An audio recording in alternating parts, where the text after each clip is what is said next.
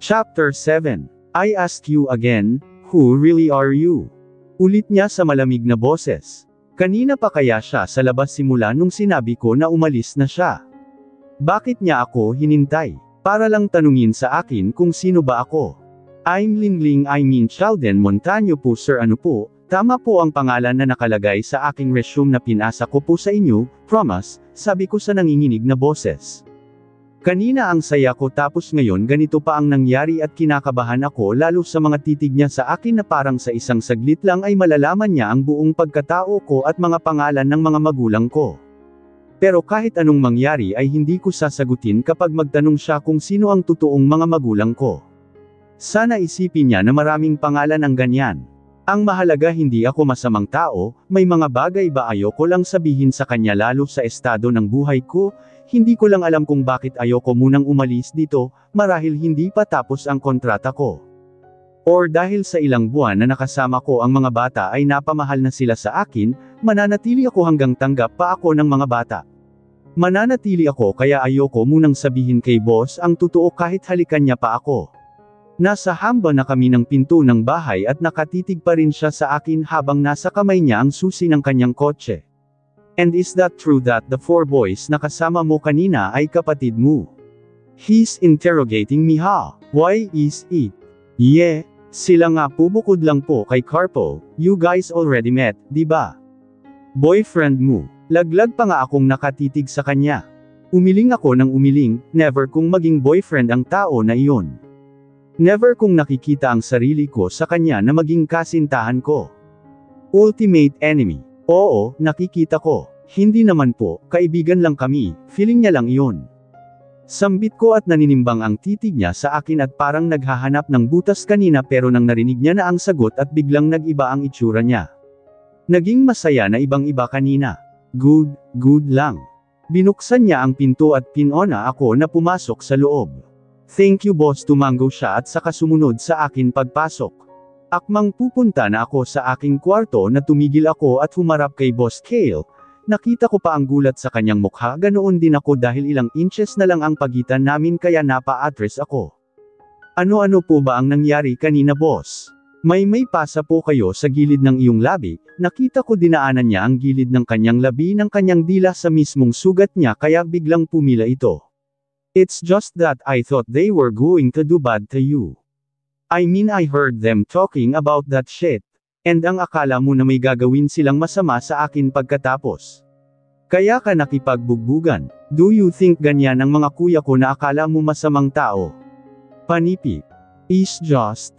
I got it boss at concern ka lang sa akin dahil of course nakita mo ako nakasama sila. Kaya mo yun ginawa.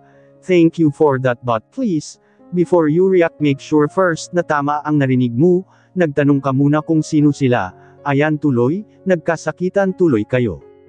Haze, laglag balikat ko na sabi na maalala ko na naman ang ayos nila kanina. Kung hindi kami dumating ni Kuya Dian, malamang panay pasa at galos na ang mga mukha nila. I know and I'm sorry for that, natakot ka tuloy. Sino ang hindi matatakot? I'm sorry bakit ka nagsusorry sa akin? Di ba dapat sa mga kapatid ko? Hell no. I don't care about them. Kung hindi ka dumating baka mas napuruhan ko pa sila. Giit niya pa, that's bad boss, you guys scared me. Nakita ko ang pag-alala niya kaya akmang hahawakan niya ako ngunit ngumiti lang ako sa kanya. Don't worry, I'm kinda upset about kanina but I guess I'm okay now na hindi kayo nagbugbugan sa harapan ko pero sana huwag mo nang ulitin. Sinabihan ko na rin ang mga kapatid ko and I'm looking forward na hindi na kayo magkasagutan next time or maulit muli kung ano man ang nakita ko kanina, sabi ko na hindi tinitingnan ang estado niya sa buhay na ganito ako magsalita sa harapan niya. I don't care anymore at dahil sa sinabi ko tumango siya. I won't do that anymore and I'm sorry again. Sa mga kapatid ko po kayo magsusorry bo, no I won't do that over my dead body, Anya. Ang tigas ng ulo mo, sabi ko sa kanya. Mas matigas ang puso mo, the heck. Paano naging matigas ang puso ko na malambot ito Mr. Kale Arcas Calisto? Tumawa pa siya sa tanong ko, walang puso. Umakyat ako sa hagdan at iniwan siya sa sala. Mas mabuti pang matulog kesa naman makipag-usap pa sa kanya. You know what? I like the way you call my name. Aniya kaya mas lalong namula ang pisngi ko, hindi ko na siya pinansin at nag-okay sign lang ako gamit ang daliri ko hindi siya tinitingnan. Parang pagtawag lang sa pangalan niya at sinabi niya kung gaano niya ito kagusto ay hindi ko maisip na ganito tumatambol ang puso ko. Ang lakas ng pintig ng puso ko dahil lang sa sinabi niya at dagdagan pa na tumawa siya. What is the meaning of this? Pagkarating sa taas ay akmang bubuksan ko na ang pinto ko na may biglang may tumikim malapit sa likod ko, shit. Saad ko at kamuntikan ko pang may hampas ni boss ang teddy bear ko na dala para sa mga bata na ngayon ay tulog na yata. Boss ikaw pala, good night, aniya habang nakalagay ang mga kamay niya sa kanyang magkabilaan na bulsa ng kanyang pantalon. Good night boss sagot ko at agad pumasok sa kwarto ko pagkatapos buksan. Bakit bigla siyang bumait sa akin? Si boss ko ba talaga iyon? O naging mabait siya sa akin dahil may 3 akong kuya na pwede akong magsumbong kung hindi maganda ang pakikitungo niya. Or baka naman may sinabi ang mga kapatid ko sa kanya na may pagbabante kaya naging mabait si boss sa akin. Kuya what? Anong what ka pa riyan? Ano pinagbantaan niyo ba ang boss ko ng hindi maganda kaya, what? What are you talking about bunso? Wala kaming ginagawang masama sa kanya or even a threat. Pagkatapos mong umalis noong kamuntikan ka ng masagasaan ay umalis na rin siya sa harapan namin. Hindi ko alam kung tama ba ang sinasabi ni Kuya Danzekiel pero hindi naman siguro ito nagsisinungaling sa akin di ba? Bakit ba, anong ginawa niya? Parang boyfriend mo siya na ganyan ang concern mo, if he say sorry and then good for him, but sad to say na hindi siya humingi ng sorry sa amin kaya may atraso pa rin siya. Dagdag niya pa pero sa sinabi niya na parang concerned boyfriend ako ay napapintig ng tenga ko. Ayos ka lang Kuya Danzekiel. Ilang beses ko bang sabihin sa inyo na hindi ko yan gusto no, mariin kong sabi. Iyon naman pala kaso kung makatanong ka. Whatever who's that? Narinig ko sa kabilang linya ang boses ni Kuya Daston. Nasa probinsya na sila at kaka-rating lang nila. Nasa kwarto si Kuya Danzekiel para magbihis ng tinawagan ko. Si Bunso sabi niya baka raw may ginawa tayo sa kanyang boyfriend. What the Kuya Danzekiel? Baliw ka. Huwag po kayong maniwala sa kanya Kuya Daston, may saltik lang po ang lalaki na iyan, giit ko kaya natawa sila pareho. Bunso, hinahanap ka ni Mommy. Nagtatampo siya na hindi ka raw umuwi kahit saglit lang. Nakagat ko ang ibabang labi ko dahil sa sinabi ni Kuya.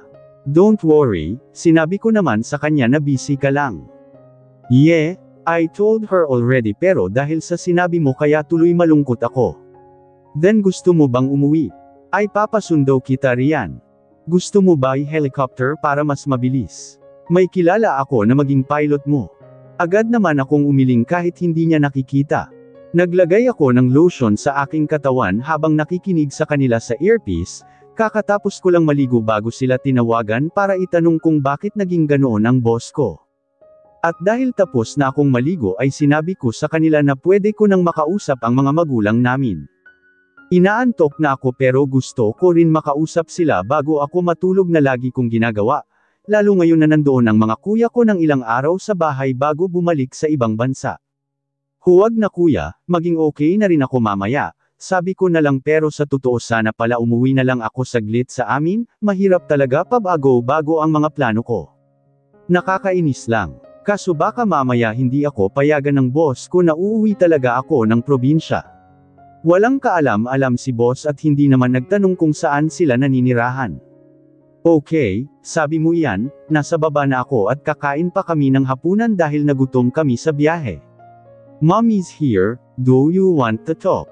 Sagot ni Kuya Danzekiel na marinig ko nga ang mga kalampag ng kubyertos na nagpapatunay na nasa dining table na sila. Mommy ang nag-iisang prinsesa niyo po. Natawa ako sa sinabi ni Kuya. Gusto kong umalma pero ang sarap namang pakinggan. Akin na anak, hi baby Chan. Mommy, oh, hindi ka sumama, nagkita na kayo ng kuya mo, namiss kita. Namiss ka na daddy mo and of course your grandma. How are you? Nakagat ko ang ilalim ng dila ko dahil sa sinabi ng aking ina. Hindi ko tuloy alam kung ano ang isasagot ko sa sinasabi niya at tanong. Pero mabuti na lang at hindi na binanggit pa ng mga kuya ko ang nangyari na away sa pagitan nila at ng boss ko dahil kung binanggit pa, baka magtatampo na ako sa mga kuya ko. I'm sorry mommy, babawi po ako sa Pasko o New Year ma, malapit na po diba? I know, basta kung feel mong umuwi ng yaya nanay mo, umuwi ka and the door is open for you to come home. Okay sweetie, oh, your daddy is here, want to talk to him. Sige mommy, bago po ako matulog. Ibinigay ni mommy ang cellphone kay daddy. Hindi rin naman. Nagtagal ng usapan namin ni daddy at hanggang kamustahan lang ang nangyari kung kumusta na ang araw ko. I want to tell them what happened sa mga kuya ko at sa amo ko pero dahil gusto kong maging private ang lahat kaya itinikom ko na lang ang bibig ko. Kuya, text mo ako o tawagan kung babalik na kayo sa ibang bansa. Magkita-kita tayo sa airport, okay? I want to see you before your flight guys. Paalala ko pa sa mga kuya ko at narinig ko siya na nag-okay, hindi rin nila alam kung sabay-sabay silang uuwi sa Pasko or New Year, depende rin sa schedule ng work at school ng mga kapatid ko na kumuha pa ng masterel at the same time nagtatrabaho sa company namin doon at may iba pa silang trabaho at ito ay resto bar kaya baka sina mommy at daddy na muna ang pupunta sa kanila para doon magna New Year then how about me? Sana payagan ako ni boss na magbakasyon sa araw ng Pasko para naman makasama ko ang mga magulang ko at kapatid. Napabuntong hininga ako bakit ngayon ko lang naisip ang maging kapalaran ko sa pamamahay na ito. Ang mga bata kaya, saan kaya sila magbakasyon kung gusto nila? Last vacation nila 2 years ago ay pumunta sila sa Japan. Last time sa bahay lang daw sila nagsi-celebrate dahil masama pakiramdam ng mga kambal. Kapag kasi nagkasakit ang isa ay nagkasakit din ang isa, ganoon siguro kapag may kambal, hindi na rin daw sila pumunta sa ayang bansa after dahil mga busy na rin lalo so boss. Pahiga na ako sa kama na may narinig akong kumakatok sa mismong kwarto ko. Sino kaya ang nasa labas? Gabi na, mahinang bulong ko sa sarili ko. Bumaba ako ng kama para matingnan kung sino ang nasa labas. Pagsuot ko ng pink slipper at nagtungo sa pinto at bago ko binuksan ay sinilip ko muna sa peephole kung sino. Kunot-nuo ako na makita na si boss na nasa labas ng kwarto ko. What is he doing here? May nakalimutan ba siyang sabihin?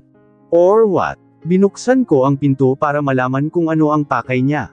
Boss, akmang aalis na sana siya na tinawag ko siya kaya napalingon siya sa gawi ko. May kailangan ko kayo boss. Napalunok pa ito ng laway dahil gumagalaw ang kanyang leeg habang nakatitig sa akin, maya-maya pa ay lumapit pa ito sa akin at may pinakita sa kanyang palad na lagayan. Naubusan ako ng cream para sa pasa ko, baka meron ka riyan at hihingi na muna ako. Manang Marivic and others are they might sleeping at this hour, so pero kung wala ay ayos lang. Meron naman po, pasok po kayo. Tumingin na muna siya sa loob at binalik sa akin at hinanap ang mga mata ko, baka akala niya hindi ko siya papayagan na pumasok sa kwarto niya pamamahay niya rin naman ito. Pero napamura na lang ako sa isip ko na makita ang ayos ko na nakaling-iri lang pala at hindi ko pa nabalik sa ayos ang mga ginamit ko na lotion. Pumasok siya dahil niluwagan ko ang pinto. Hindi naman kita buong balat ang suot ko kaya hinayaan ko lang siya. Parang hindi naman titig na titig sa suot ko. At isa pa, nakita niya ang maraming teddy bear sa ibabaw ng kama ko at ang stuffed toys para ibigay sa mga kambal bukas. Have a seat po. Kukunin ko lang sa banyo ang cream para sa pasa mo. Tumango lang ito at mabilis ang kilos ko patungo sa banyo. Binuksan ko ang drawer na meron doon para hanapin ang cream sa sugat. Nagmamadali akong lumabas ng banyo na makita ko na ito para ibigay kay boss. Naabutan ko siyang umupo sa gilid ng kama ko, hindi ko na pinansin ang mga titig niya kahit nanginginig ang mga tuhod ko kaya malaking hakbang ang ginawa ko na paglakad patungo sa kanya habang malaking nakangiti na pinakita sa kanya ang dala ko na cream, hindi nakatingin sa dinadaanan ko pero. Boss. Napatili ako na bigla tumama ang tuhod ko sa maliit na glass table na naroon sa kwarto ko. I'm here, let me carry you. Don't move. Aniya kaya hindi na rin ako nagreklamo at agad pinulupot sa leeg niya ang mga braso ko habang namimilipit sa sakit ng tuhod ko. Ang sakit ng tuhod ko. Maiyak ko na sabi. Parang naghahabulan ng kuryente paakyat sa aking ulo at bigla na lang akong na-paralyzed. Binaba niya ako sa aking kama at pinaupo ng maayos, agad siyang lumuhad para makita ang tuhod ko na nataman. Hinilat niya ito at hindi pa nakontento kumuha siya ng cold compress sa kusina. Namimilipit pa rin ako sa sakit dahil sa mismong buto ko tumama ang glass table na square sa aking tuhod. Pakiramdam ko may ugat na natamaan kaya ganito kasakit. How's that? Kinuha ko kay boss ang cold compress at ako na ang naglagay sa tuhod ko, wala naman itong pasa o baka mamaya pa, kaso nakakahiya na siya ang gumawa. Medyo okay na boss, yung cream na bitawan ko yata.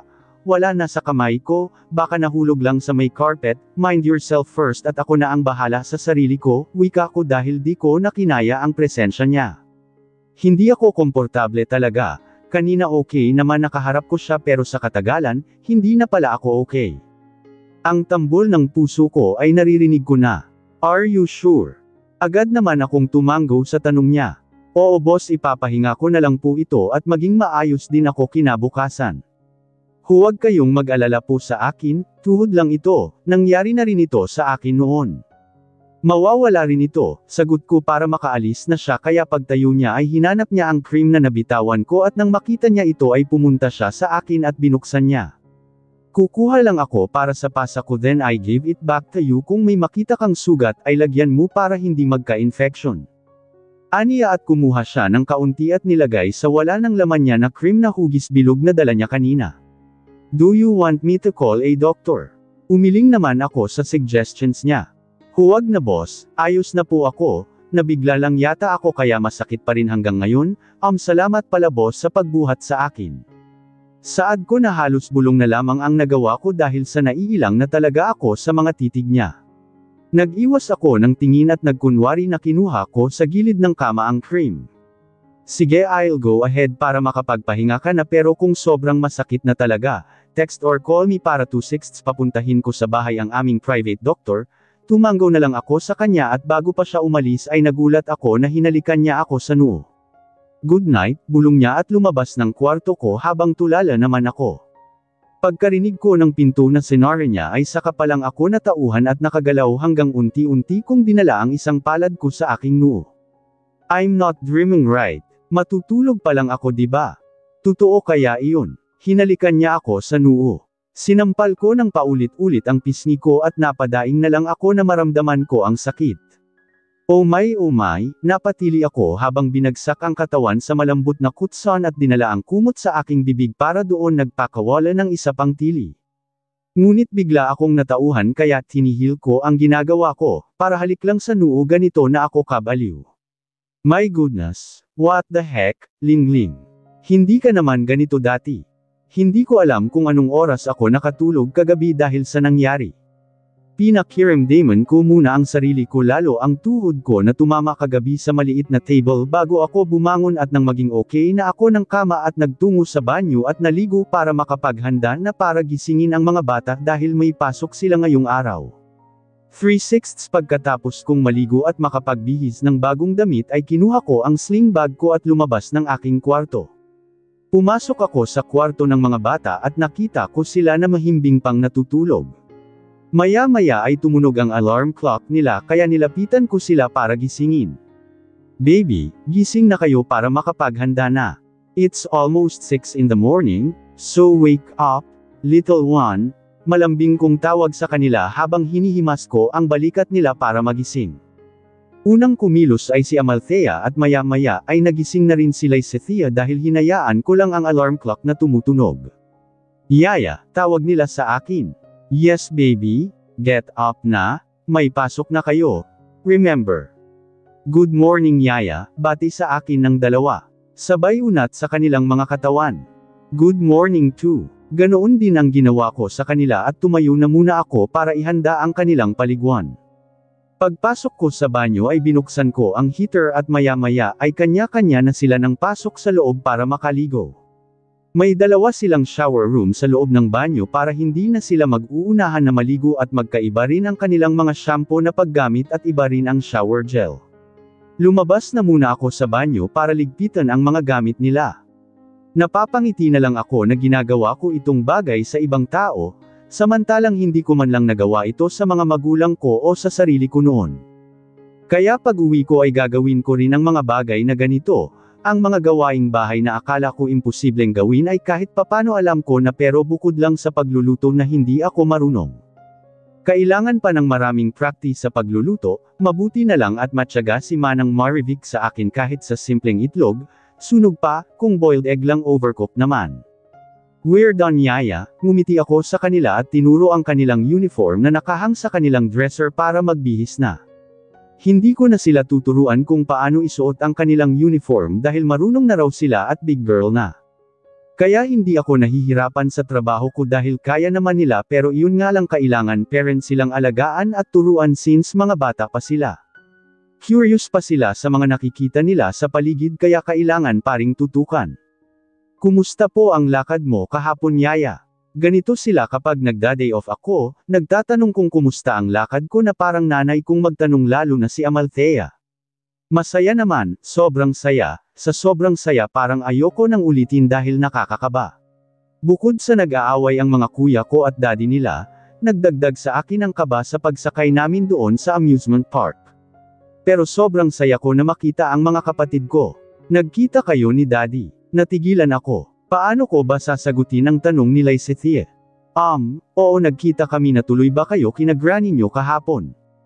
Umiling ang dalawa habang sinusuklayan ko ang kanilang buhok hanggang balikat na haba. Hindi na yaya, sabi kasi ni daddy na baka matagalan siya para bantayan ka. Napatigil ang pagsusuklay ko ng buhok nila. Bantayan ako. What did you say guys? Nalilito kong tanong sa kanya.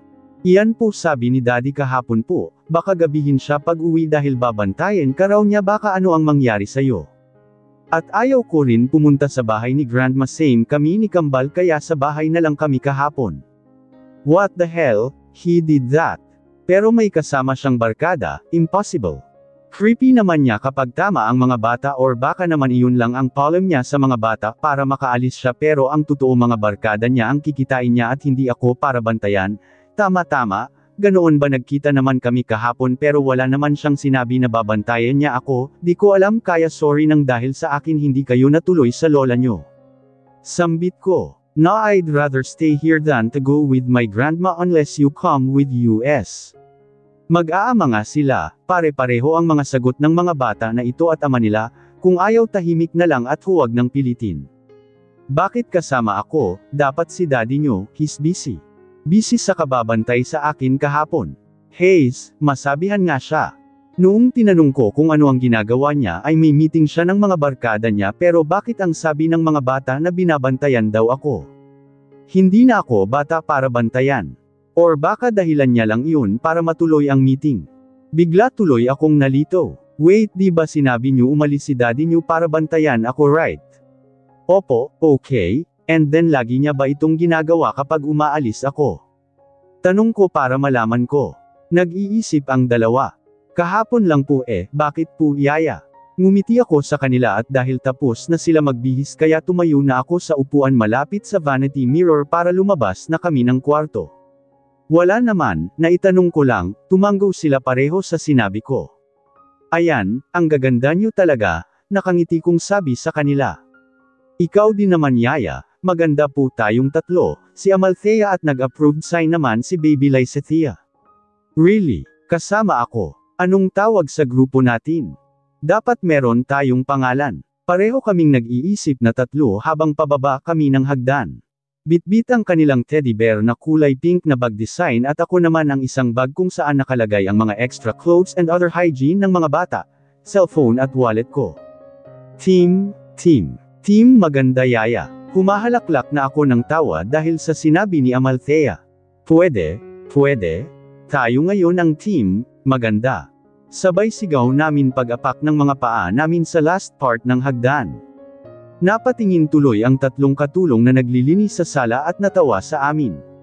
Nilapag na muna namin ang aming mga gamit sa couch. We went to the dining area to eat our breakfast first at naabutan namin si Mr. Kale na nagkakape na o nag-aalmusal. Good morning daddy. Sabay na wika ng mga bata at dinaluhan si daddy nila para gawaran ng morning kiss. Umiwas ako ng tingin na maalala ko na naman ang paghalik niya sa noo ko dahilan na hindi agad ako nakatulog ng mahimbing kagabi kaya ngayon ay inaantok pa ako pero kailangan kong ang bumangon dahil may responsibilidad pa ako na dapat asikasuhin. Good morning? Hindi ko alam kung sino ang sinabihan niya ng good morning, baka mga bata, inulit niya lang. Huwag kang lumingon sa kanya lingling dahil hindi naman ikaw ang tinutukoy ng boss mo, never naman siyang nago good morning sa iyo. Good morning Miss Montaño, nahigit ko ang aking paghinga na marinig na binanggit niya ang apelyido ko. So, ako nga, dahan-dahan akong bumaling sa kanya na kung saan nakaupo ito sa dulo ng mahabang lamesa at nakaupo naman ako sa kaliwang bahagi na upuan at katapat ko ang mga bata. Nakita ko ang pagtaas ng kanyang kilay at naghihintay ng sagot ko. Good morning, good morning boss. Shit. Bakit ako nauuto? My goodness, Lingling. How are you? Ako, tumanggaw siya sa tanong ko na may bahid na tuwa. Malay ko ba kung ako pa rin ang tinatanong niya na nasa gilid niya lang ang mga bata kumakain. Kinuha niya ang tasa ng kape at dinala sa bibig niya para uminom. Tumingin siya sa akin, marahil hinihintay na naman ang sagot ko. Umiwas ako at kunwari kumuha pa ng bacon para ilagay sa plato ko. Okay naman po ako boss, thank you, kayo. Balik tanong ko lalo at naalala ko na may pasa siya kahapon, I'm not concerned ha. No, gusto ko lang malaman dahil of course ang gumawa kasi ng sugat niya ay mga kapatid ko. Like you, I'm good. Hindi nga halata na maganda ang mood mo dahil maaliwalas at palangiti siya ngayon, nasanay kasi kami kapag umaga na seryoso na agad ang mukha at nakaatupag palagi sa laptop. Ngayon ay kakatapos niya lang daw kumain kaya inuubos na lang ang kanyang kape habang hinihintay kami ng mga bata. Hindi naman daw siya nagmamadali sa kanyang office dahil of course sa bagay siya ang may-ari ng company niya, hawak niya ang oras niya. Okay po, what happened to your labby daddy, you have scar? Did you bite that? Napalingon ako kay Lysethia na makita ang sugat ng kanyang ama. Oh no, this. Tinuro ni Mr. Callisto ang gilid ng kanyang labi. Yes po, wala po yan kahapon, di ba daddy? Umiling si boss sa mga bata. Wala lang iyan, don't worry mawawala rin yan, kumain na kayo at baka malalate pa tayo sa class nyo. Yes daddy, wika nila. Hindi rin ako nagtagal at ilang subo pa ng bacon at pancake ay tapos na ako ganoon din ng mga bata at binigyan kami ng 10 minutes para ihanda ang aming mga sarili. After I brushed my teeth, nagmamadali na akong bumaba ng hagdan. Bye Manang Marivic, bye Lingling, mag-iingat kayo. Saad niya, kumaway pa ako sa kanya bago ako nagmamadaling lumabas ng garage dahil naghihintay na ang mga amo ko. Bad Lingling, ikaw pa talaga ang hinihintay. Pagpasok ko sa kotse ay naabutan ko na nagsasalita si Amalthea tungkol sa natutunan nila sa school last time at kung ano ang mga activities nila ngayon araw. Ganito ang ginagawa ni Mr. Kale bago makarating sa school ang mga bata ay gusto niyang marinig ang mga bata kung may natutunan ba sila sa klase at masasabi ko na sobrang matalino rin ng mga kambal dahil halos laging perfect ang mga quizzes nila. Kung marahil buhay ang kanilang ina ay pakiramdam ko, magiging masaya sila. Marahil matutuwa ang kanilang ina na lumaki ang kanyang mga anak na bukod sa maganda tulad niya na matatalino at mabait pa. Are you okay Yaya? You look sad or sleepy, are you? Bulong ni Lysethia sa akin dahil siya ang nasa gitna nakaupo. Siguro napansin niya ang pagkatahimik ko, hindi ko napansin na tapos na pala sila sa kanilang report. Hindi ko alam bakit niya naitanong, nababasa niya ba ang lungkot ng mga mata ko? Ngumiti ako sa kanya at tumango. Oo naman baby, okay lang po ako. Alright po, tell us if you're sad okay. Wika niya kaya mas lalo akong nasasaktan sa hindi malamang dahilan. This Friday pakihanda ang mga gamit ng mga bata. May pupuntahan tayo. Narinig kong sabi ni Sir Kale pero nauna na ang mga bata papasok dahil may classmates na kasabayan, kasama po ako. Tinuro ko ang sarili ko. Bumaba siya sa kanyang kotse at naglakad kami papasok sa school para sumama na ihatid ang mga bata sa gate. Mostly kasi kapag late na siya sa trabaho ay hindi niya na hinahatid ang mga bata sa loob, nagpapalam lang ang mga ito sa loob ng kotse pero ngayon ay sumama siya. Of course, I want to treat them somewhere. Alam ko na namimiss nila. Beach po, hula ko lang. Bye daddy, take care po. Tuldok-tuldok. Naputol ang usapan namin na marinig ang mga boses ni Amalthea and Lysethia. Nasa tapat na kami ng gate at dahil may classmates kaya hindi na sila nagpasama. Goodbye my two princesses, have fun, okay. Paalam niya sa mga bata. Tanaw namin ang masaya nilang mga ngiti habang may kausap na kaklase habang naglalakad patungo sa kanilang classroom. Where are we? Napakurap ako sa tanong niya ano nga iyon. I remember, beach ang sabi mo. Yes po. How did you know that? they tell you. Napangiti akong tumango, alam ko kapag malaman ito ng mga bata sa plano ng kanilang daddy ay masisiyahan ang mga iyon, matagal na rin nilang hiling na sa beach sila mismo maliligo. Sawa na siguro sila sa swimming pool Mr. Callisto kaya gusto naman ng beach para Meba. Mabuti at naisip niyo po. Thank you, masayang wika ko at nagkatinginan kami. Iba ang nakikita ko sa titig niya. Masaya at namamangha. Sa masaya akong ibalita din sa kanya na talagang gusto iyan ng mga bata. Umiwas ako ng tingin at tumikim. Hindi ako sanay na tinititigan ng matagal lalo kung siya, ang amo ko pa mismo. Parang biglang may kuryente akong nararamdaman na hindi ko maipaliwanag. Basta surprise na muna sa ito sa kanila, tumango ako sa kagustuhan niya na hindi ko muna ipaalam sa kanyang mga anak ang napag-usapan namin. Here's the pocket money, inabot niya sa akin ang pera pero hindi ko agad ito tinanggap dahil may pera pa naman ako sa loob ng wallet ko. May laman pa ang wallet ko boss, marami pa. Tumaas ang kilay niya dahil sa sinabi ko, para 2/5 maniwala ay pinasilip ko sa kanya ang wallet ko. Iyan pa ang pera na bigay mo sa akin boss. Nasa 20,000 pa yata iyan, hindi ko na binilang pero huling bilang ko nasa 14,000 tapos dinagdagan mo pa noong isang araw, paliwanag ko sa kanya. Lalo kong nakita sa kanyang mukha ang kasiyahan. Bakit masaya iyan? Tumango ito, but still, you have to accept this money, naka-budget na iyan na everyday akong ibigay kapag may pasok ang mga bata. Pwede kang bumili ng mga gamit mo, pagkain mo or even your other belongings. Napahugis zero ang bibig ko at talagang tela biglang umilo ang mga mata ko dahil sa sinabi niya. Hindi makapaniwala, si boss ba talaga ang nagsasalita? Anong naki niya simula pa noong nasa dining ay ibang-iba ang aura niya kesa sa mga nakikita ko nitong mga nagdaan na buwan at araw. Ngayon ay nakangiti pa rin siya, sana hanggang hapon at gabi ay ngumingiti pa rin siya palagi. Thank you po, gagawin ko po ang sinabi niyo. Salamat boss, nanginginig ko pa na sabi dahil hindi ko maiwasan na mamangha sa ginagawa niya. Nagbibigay ng pera si boss tapos nakangiti pa, galing naman, sige, aalis na ako, I'm going to be late kung magtatagal pa ako lalo at rush hour na ngayon. Tumango ako sa sinabi niya at mahinang kumaway habang unti-unti siyang humakbang palayo sa akin. At nang mawala na sa paningin ko ang kanyang kotse ay saka pa lang ako nakahinga. Hoy, halatang in love ka na halos napamura ako dahil bigla ba naman akong tinapik sa balikat ni Diwata at medyo malakas ang paghampas niya sa akin. Ang babae na ito talaga ang bigat ng kamay, mahilig pang manghampas. Isa siya sa mga yaya ng mga bata at ang binabantayan niya ay magkaklase pala ng mga kakambal. Sa lahat na narito na yaya ay siya lang ang bukod tanging malakas ang loob na kaibiganin ako.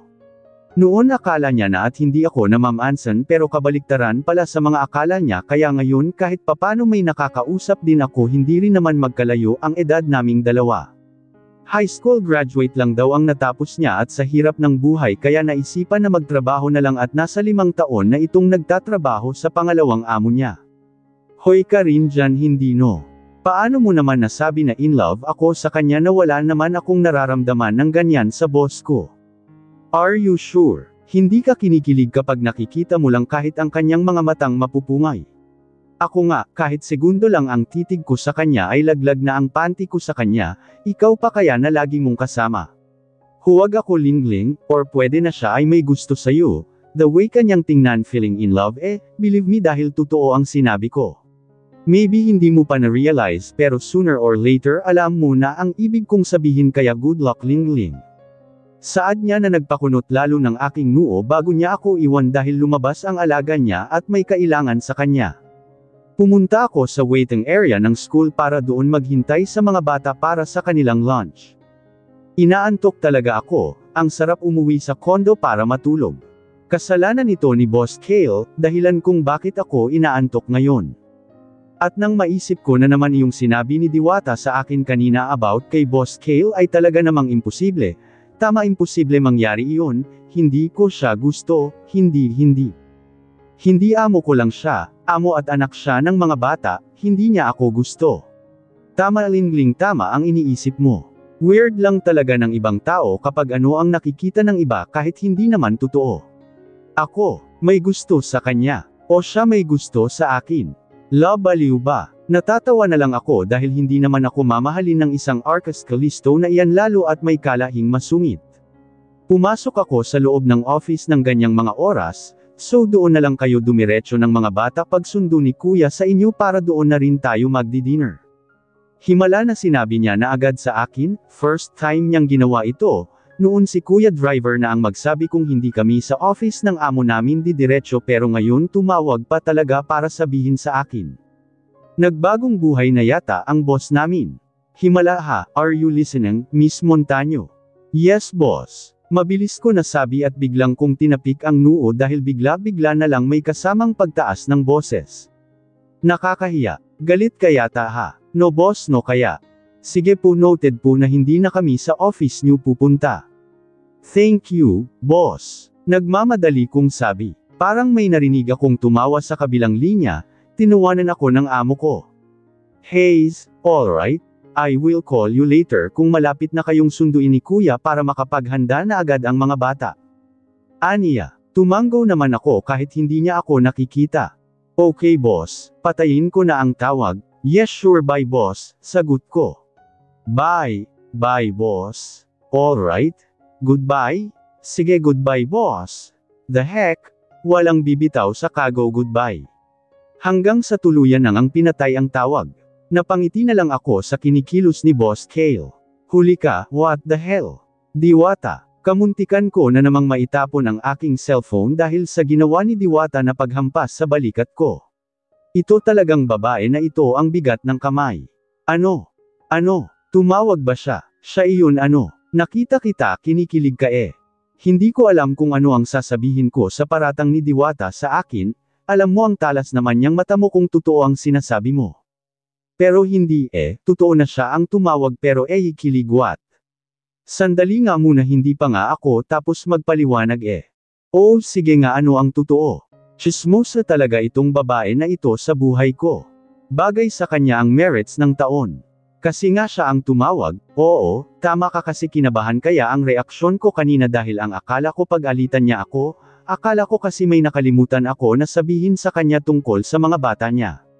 Kaya ayan, kaya hindi ko alam kung bakit kinakabahan ako kanina, kwento ko sa kanya at seryoso naman siyang nakikinig habang pareho kaming nakaupo sa isang bench na naroon sa paaralan. O tinatawag na waiting area para lang sa mga hatid sundo para hindi kami mo attack-watek. Totoo. Aba, gusto pa yata resibo ay totoo nga totoong totoo. Hindi naman siya galit, may sinabi lang sa akin. Ano, nakalimutan niya mag-I love you sa iyo. Diwata, kulang na lang hampasin ko rin siya gaya sa paghampas niya sa akin pinapangunahan ako sa sinasabi ko. Tingnan mo tinuwanan lang ako.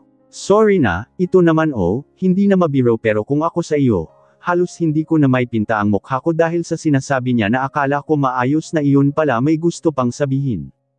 Kung ako sa iyo na ano? Kung ako sa iyo, kung type mo landiin mo na kesa maaga pa siya ng iba, kung ayaw mong gawin, palat na lang tayo ng mundo at ako ang maging yaya ng mga bata and I will seduce your boss hanggang sa mahalin niya rin ako at hindi tatagal ikakasal na kami and magkakaroon kami ng maraming anak. Ha! Ewan ko sa iyo Diwata, kung ano-ano na lang, yang nasa imagination mo. Sana magkatotoo yan, ngayon palang ihanda na ang sarili mo at hindi yan magkatotoo. Sabi ko na may galit pa yata, bakit ako naging ganito? Nag-uusap lang kami at wala lang naman ito. Tawang-tawa si Diwata, hindi ko alam kung saan siya tumatawa. Tawang-tawa ka riyan. Nakanguso kong sabi. Wala lang, natatawa lang ako sa mga pinagsasabi natin ngayon. Anyway, punta muna ako sa kantin may bibilhin ako. Sama ka. Bago ako sumagot ay sinilip ko muna ang wristwatch ko kung anong oras na at dahil may 1 oras at kalahati para sa lunch break ng mga bata kaya tumayo ako sa bench kasama si Diwata at sabay kaming nagtungo sa kantin. Nag-uusap kami habang papunta sa loob ng kantin, may gustong bilhin si Diwata para sa kanyang alaga at dahil nasa kantin na rin ako ay bibili na rin ako kung anong meron. Habang nag-uusap kami ay naramdaman ko na naman na nag-vibrate ang cellphone ko. Agad ko itong kinuha sa bag at nakita ang isang mensahe para kay boss pero kunot-noo kong binasa ang mensahe kasi iba naman ang nakalagay. At maya-maya ay nag-chat ulit siya. Sorry, wrong sent, basa ko sa text niya sa akin. Hindi ko tuloy alam kung tatawa ba ako ng malakas dahil naging lutang tuloy ang amo ko. Don't say, ako ang unang pangalan ng nasa contacts niya at sa akin napunta ang mensahe na para sana sa kanyang katrabaho. Nag-reply agad ako kay boss na okay lang dahil in my peripheral vision pinagmamasdan na naman ako ni Diwata na nauna na pala sa akin na maglakad. Ang bagal ko pala. Ano? I mouthed her nang tuluyan na akong umangat ng tingin sa kanya, ganoon rin siya. Tinaasan ako ng kilay, huli ka na pero don't worry, hindi ka naman kulong, saad niyang natatawa. Napapailing na lang ako dahil sa dami naming pwedeng maging topic ay si Boss Kale Arcas Calisto pa talaga. Kaya panigurado na hindi ngayon nakapag-focus ang tao sa trabaho dahil nadidistract siya dahil pinag-usapan namin siya ngayon. Alam ko dahil yan ang sinasabi ni Yaya Nanay sa akin o di kaya ang mga magulang ko or lola na ganyan daw ang pwedeng mangyari sa taong pinag-uusapan. Tapos na ako, may bibilhin ka pa, Lingling. Inangat ko ang ulo ko at tumingin may Diwata, tapos na itong namili para sa kanyang alaga na ngayon ay nakalagay sa paper bag. Binalik ko ang tingin sa mga store na naroon sa loob na pwede kainan, na kung saan may mga paninda ng iba't ibang pagkain. Wait a minute, parang gusto kong uminom ng milk tea. Gusto mo? Libre ko. Tanong ko habang nakatingin sa isang store na may nakapangalan sa isa sa gusto kong inumin. Oo ba, let's go at baka hanapin na tayo ng mga bata. Aniya kaya agad kaming pumunta sa tinuro ko sa kanya.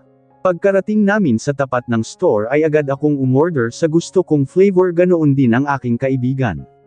Habang naghihintay ay nag-uusap na naman kami ng kung ano-ano ni Diwata at sinabi niya na sa darating na Pasko ay uuwi siya sa kanila at nagyaya siya na gusto ko bang sumama sa kanya. Pinag-isipan ko pa ang alok niya pwede naman akong sumama pero baka hindi lang araw ng Pasko dahil baka uuwi rin ako sa probinsya kasama si Yaya Nanay, bahala na. May ilang buwan pa naman para magplano sa bagay na iyan. Alam mo ba, may nakita akong gwapo kanina parang artista. Tapos ang tangkad pa. Sobrang gwapo talaga, di ba nagagwapuhan na ako sa sinabi ko sa inyo na lalaki na may anak nga siya na kambal na parehong babae pero ang nakita ko kanina na pumunta sa teacher faculty ay the same lang sila na gwapo, pareho kaming napatingin ni Diwata sa isa't isa dahil sa narinig namin na nagkukwentuhan na dalawang babae. Alam ko kung sino ang isa sa tinutukoy nila, si Boss Kale yun dahil may babaeng kambal na binanggit at sina Amalthea and Lysethea lang ang alam ko na kambal na nag-aaral sa private school na ito. At sino naman ang gwapo na sinasabi nila? And why would I care? Umirap na lang ako sa kawalan.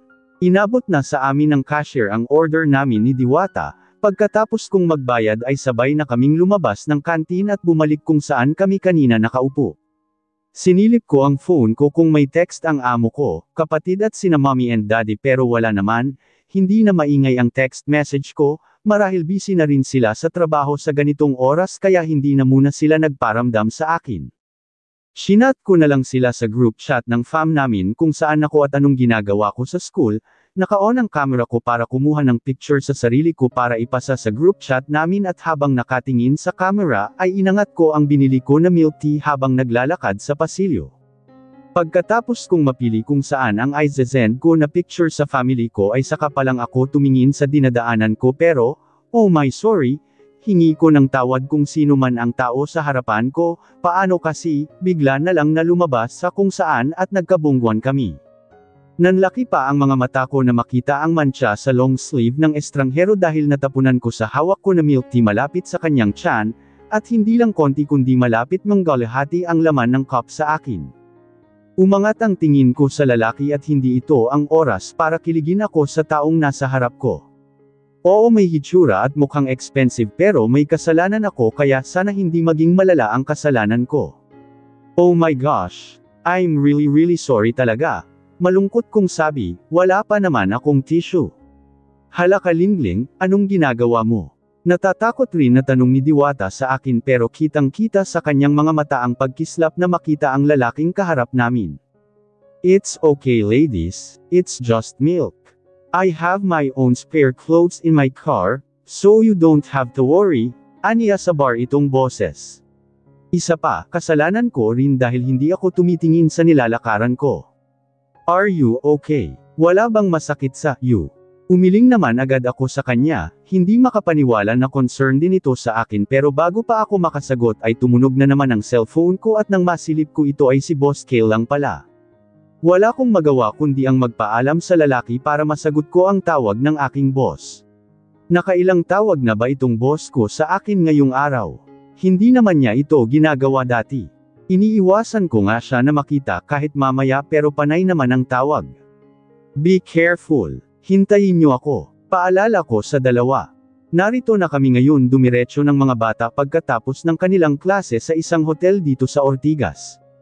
Dito daw may meeting si Mr. Callisto na hanggang ngayon ay nasa meeting pa at hindi pa sila natapos. Iyan ang nabasa ko sa text niya noong nag-text ako sa kanya na on the way na kami ng mga bata.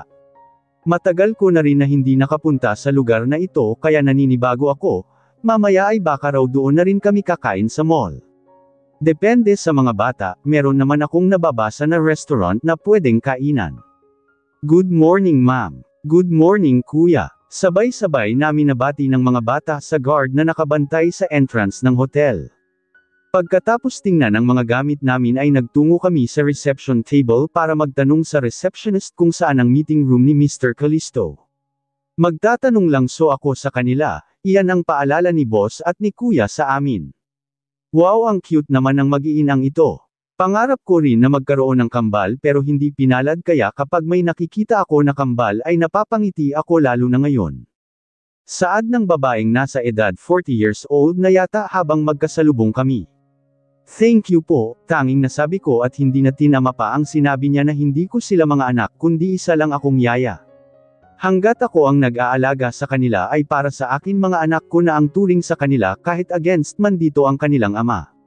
Wala akong pakialaman sa mga sasabihin ng iba, I know that we're not blood related pero hanggat gusto nila na maging ina ako ay buong puso ko silang maging anak kahit wala man akong experience sa pagiging ina.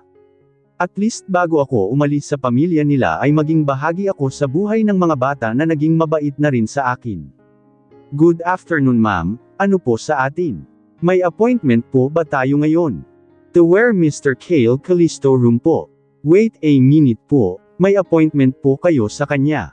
Tanong nito habang may sign check sa computer. Kay Mr. Callisto ba iyan Van? Oo daw Miss Kay ganoon ba, kayo po ba si Lingling Montaño? Tumango akong nakangiti bago sumagot. Yes po and I'm with his kids. Sagot ko at itinuro ang dalawang kambal na nasa tabi lang malapit sa reception table at nag-uusap. Sige po ma'am, nasabi naman niya po sa akin kanina. Nasa conference room po siya ngayon 3rd floor. Pagkarating niyo sa 3rd floor, pumunta lang po kayo sa receptionist desk para magtanong ulit sa nagbabantay sa 3rd floor. Sige po miss. Thank you, babies. Come at nasa 3rd floor si daddy. Tawag ko sa kanila at mabilis naman agad silang lumapit sa akin. What floor yaya? 3rd floor po. Yes po. Let's go at baka tapos na ang meeting ni daddy mo. 3 pala ang meeting niya ngayong araw eh. Kaya pala busy, sabi ko sa mga bata. Tapos ang lakas loob na wala raw silang masyadong trabaho kanina, ayon sa sinabi niya noong tumawag kanina pero may 3 meeting pala. Iba din si boss. Pwede naman sigurong nagkaroon ng emergency meeting Pagpasok namin sa loob ng elevator, kinuha ko ang cellphone ko sa bag at tenext ang amo ko na paakyat na kami, yaya. Ano iyon Amalthea? Tomorrow po, can you bring a white t-shirt naming dalawa ni Lai, sabi ng guru namin na magdadala raw kami. Okay, noted that, plain white t-shirt ba or may mga design? Tanong ko at baka mali ang madala ko bukas para sa kanila. Plain daw po, magdo-drawing kami bukas then Saturday shirt daw kami magdo-drawing po sabi ni Teacher Lena. Tumango ako at nilista sa notepad ng aking phone para mamaya ay hindi ko makalimutan. Pagkarating namin sa 3rd floor ay agad naman kaming lumabas ng elevator. Be careful, paalala ko muli sa kanila. Bigla-bigla na lang kasing lumalabas na hindi tumitingin sa dinadaanan at hindi ako hinihintay. Hindi naman halata na excited sila na makita ang kanilang ama. Sinilip ko ang phone messages ko para sabihin kay boss na nasa 3rd floor na kami, pero umabot ng 1 minuto na wala pa rin siyang reply. Baka nasa meeting pa nga ngayon tapos ito ako at masyado makita siya. Hindi naman pala. Hello ma'am, bati ng isang babae nang makarating kami sa table nila, secretary yata. Sinabi ko sa kanya na hinihintay namin si Boss Kale at itinuro muna sa amin kung saan kami uupo at maghintay. Tama ako na nasa meeting pa si Boss sa conference room kaya hindi na lang namin pupuntahan. Isa pa, hindi naman niya ito building para umasta kaming makukulit at pumasok agad sa kung saan siya nagtatrabaho. Kaya 10x ko na lang na nasa sofa lang kami ng third floor at naghihintay. Habang naghihintay tayo kay Daddy New ay mag-aral muna kayo Lysithea and Amalthea for tomorrow's lecture, okay? Nasabi naman ng teacher nyo na wala kayong assignment. Yes yaya sagot nila. Sinilip ko ulit ang phone ko dahil may natanggap na ako ng mensahe at ito ay ang sagot ni Mr. Callisto at ang word ay tipid pa sa sobrang tipid na word na okay. Marahil ay siya ang nagsasalita sa harapan ng marami at saglit lang nagtipa para mag-reply sa akin. Habang naghihintay kami sa kanya ay nag-aaral ang mga bata at ako naman ay nag-cellphone lang. Nagre-reply ako ng mga mensahe at kumusta ang mga magulang ko at ano na ang mga ginagawa ng mga kuya ko sa probinsya. Noong umaga daw ay nag-iikot ang mga kuya ko sa hasyenda habang sakay ang mga kabayo nila.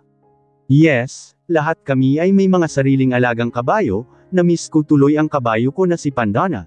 Iwan ko ba at bakit iyan ang pangalan na binigay ko, bigla ko lang naisip. Masaya naman ako at maamo si Pandana sa akin, regalo si Pandana ng lolo ko noong 18th birthday pero dahil wala ako sa bahay para alagaan siya o kumustahin ay binabantayan siya ng aking pinsan na lalaki. At dahil naroon ang mga kuya ko ay isinasama na rin nila si Pandana para naman hindi malungkot. Nitong week ay baka babalik na sila sa ibang bansa 5/6 kaya magkikita kami ulit sa araw ng alis nila. Daddy, bumaling ako sa direction kung saan nakatingin ang mga bata. Naglalakad si Mr. Kale patungo sa direction namin na agad namang sinalubong ng mga kambal. Tumayo ako para batiin din siya pero napakunot ang noo ko kung sino ang lalaking nakasunod sa kanya. Diba? Oh hi. I think you still remember me, right? Tanong ng lalaki na makalapit ito sa akin. Pabalik-balik ang tingin ni Boss Kale sa aming dalawa ng lalaki at ganoon rin ang mga bata. Nagtataka, hanggang sa nagsalita ito, do you know each other? Kind of, hindi sigurado ko na sagot kay Boss. When, where, how, and why? Tanong nito sa malamig na boses. Bigla tuloy naluso ang mga ngiti namin ng lalaki na nakatitig kay Boss Kale. Hala siya. Kailangan ko bang sagutin lahat ng mga katanungan niya?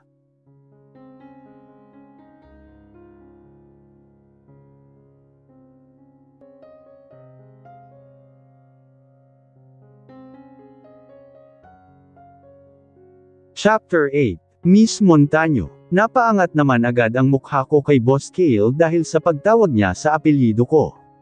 Kapag ganito siya hindi ko malaman kung galit na ba o gusto lang talagang sagutin ko agad ang mga tanong niya. Aksidente ko pong natapunan siya ng dala ko na milk tea po, sagot ko sa amo ko. When? Kanina sa school Mr. Callisto. I'm sorry it's all my fault. I didn't see my footsteps, that's why we bumped into each other. And the result? Hindi rin ako tumitingin sa nilalakaran ko po kaya hindi po ako nakapag-iwas. May kasalanan din po ako sa kanya pero na-settle naman namin sa isa't isa. He already forgave me po, ngiti ko pang sabi pero nakita ko kung paano napalitan ng pait ang mukha ng boss ko. Yeah and that was epic, right? By the way, Erickson. Miss Montaño, mauna na kayo ng mga bata sa sasakyan. Susunod ako, aniya sa malamig na boses, magkamayan sana kami ni Sir Erickson para magpakilala sa isa't isa dahil hindi namin nagawa kanina pero bigla namang nagsalita ang amo ko at inabot sa akin ang file niya na dala. Naiwan tuloy sa ere ang kamay ni Sir Erickson pero hindi nawawala ang ngiti. Just call me Lingling po, Montaño. Umirap ako sa amo ko. Hindi pa nga ako tapos magsalita sa kasama niya, Nambabara, kakainis. Let's go, Amalthea and Lysithea, mauna raw tayo. Sana pala hindi na lang kami umakyat dito sa at nagsasayang lang ako ng energy kakaakyat kahit gumamit kami ng elevator, sana pala sa lobby na lang sa baba kami naghintay. Kanina maayos naman ang pakikitungo niya sa tawag pero ngayon na nasa harapan ko na siya ay balik na naman ang pagiging leon niya. Problema nito, nice meeting you, Lingling. Ngumiti ako kay Sir Erickson at umalis na sa harapan nila bago pa umusok ang ilong ni Boss Kale Callisto. Bad mood yata ang daddy nyo baby kaya pagpasensyahan nyo na at may dalaw. Dalaw? What's that? Curious na tanong nilang dalawa.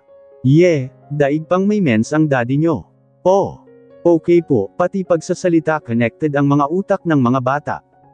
Ang saya pala na sabay-sabay silang nagsasalita. Hindi man lang ako nagkaroon ng kambal marahil may makakasundo rin sana ako. Maayos naman ang mga kuya ko pero iba naman ang mundo nila at mundo ng mga babae. Lalo kung ang usapan ay hang out with the girls and of course talking about crushes. Hindi naman pwede na mag-uusap kami ng mga kuya ko about having a relationship o sino ang crush ko dahil iibahin agad nila ang usapan, at sinasabi na hindi ako mahal ng mga nagbabalak sa akin na manligaw pero kay Carpo, feeling ko tanggap nila pero ako naman ang hindi tanggap ang lalaking iyon. Kapatid o kaibigan lang talaga. Let's go, saad ni boss na nakarating na pala sa lobby. Hindi ko siya pinansin lalo at nauna na siyang naglakad. Ang ganda ng mood niya kanina nakatawagan ako tapos ngayon ay isa ng moody boy. Come Yaya, kinuha ni Amalthea ang kamay ko para sabayan niya akong maglakad samantalang si Lysethea naman ay nasa kanyang ama. Nauna lang sila sa amin at nasa likuran nila kami. Shit, mahinang mura ko, paano ba naman kasi, bigla na lang huminto si boss at tumama ang mukha ko sa likod niya. Naging focus ba ako sa likuran niya kaya hindi agad ako nakaiwas o nakaalis para hindi kami magkabanggan. Cannot be. Are you okay, Yaya? Tanong ni Amalthea sa akin habang hawak ko ang aking noo. Yaye? Pero biglang tumigil yata ng isang segundo lang naman ang mundo ko, paano kasi bigla ba namang hinawakan ni boss ang kaliwang kamay ko para sabay-sabay kaming maglakad? Sinubukan kong tanggalin pero hindi niya ako hinayaan. Nagpatianod na lang ako dahil sa kabilang kamay ko ay magkahawak kamay kami ni Amalthea at nasa kabilang kamay naman ng daddy niya si Lysethea. Napayuko na lang ako ng ulo dahil pinagtitinginan kami ng ibang tao na nakakasalamuhan namin sa habang naglalakad. Baka gina-judge na nila ako na dikit ako sa amo ko at mga bata, pero bahala sila, hindi naman lahat yata ay ganyan ang pag-iisip. Kasi meron ding iba na malaki ang ngiti na makita kami, may narinig pa nga ako na perfect family daw kami like seriously. Ako lang ito ang yaya ng mga bata at hindi ko, boyfriend ang lalaking nakawak ng kamay ko.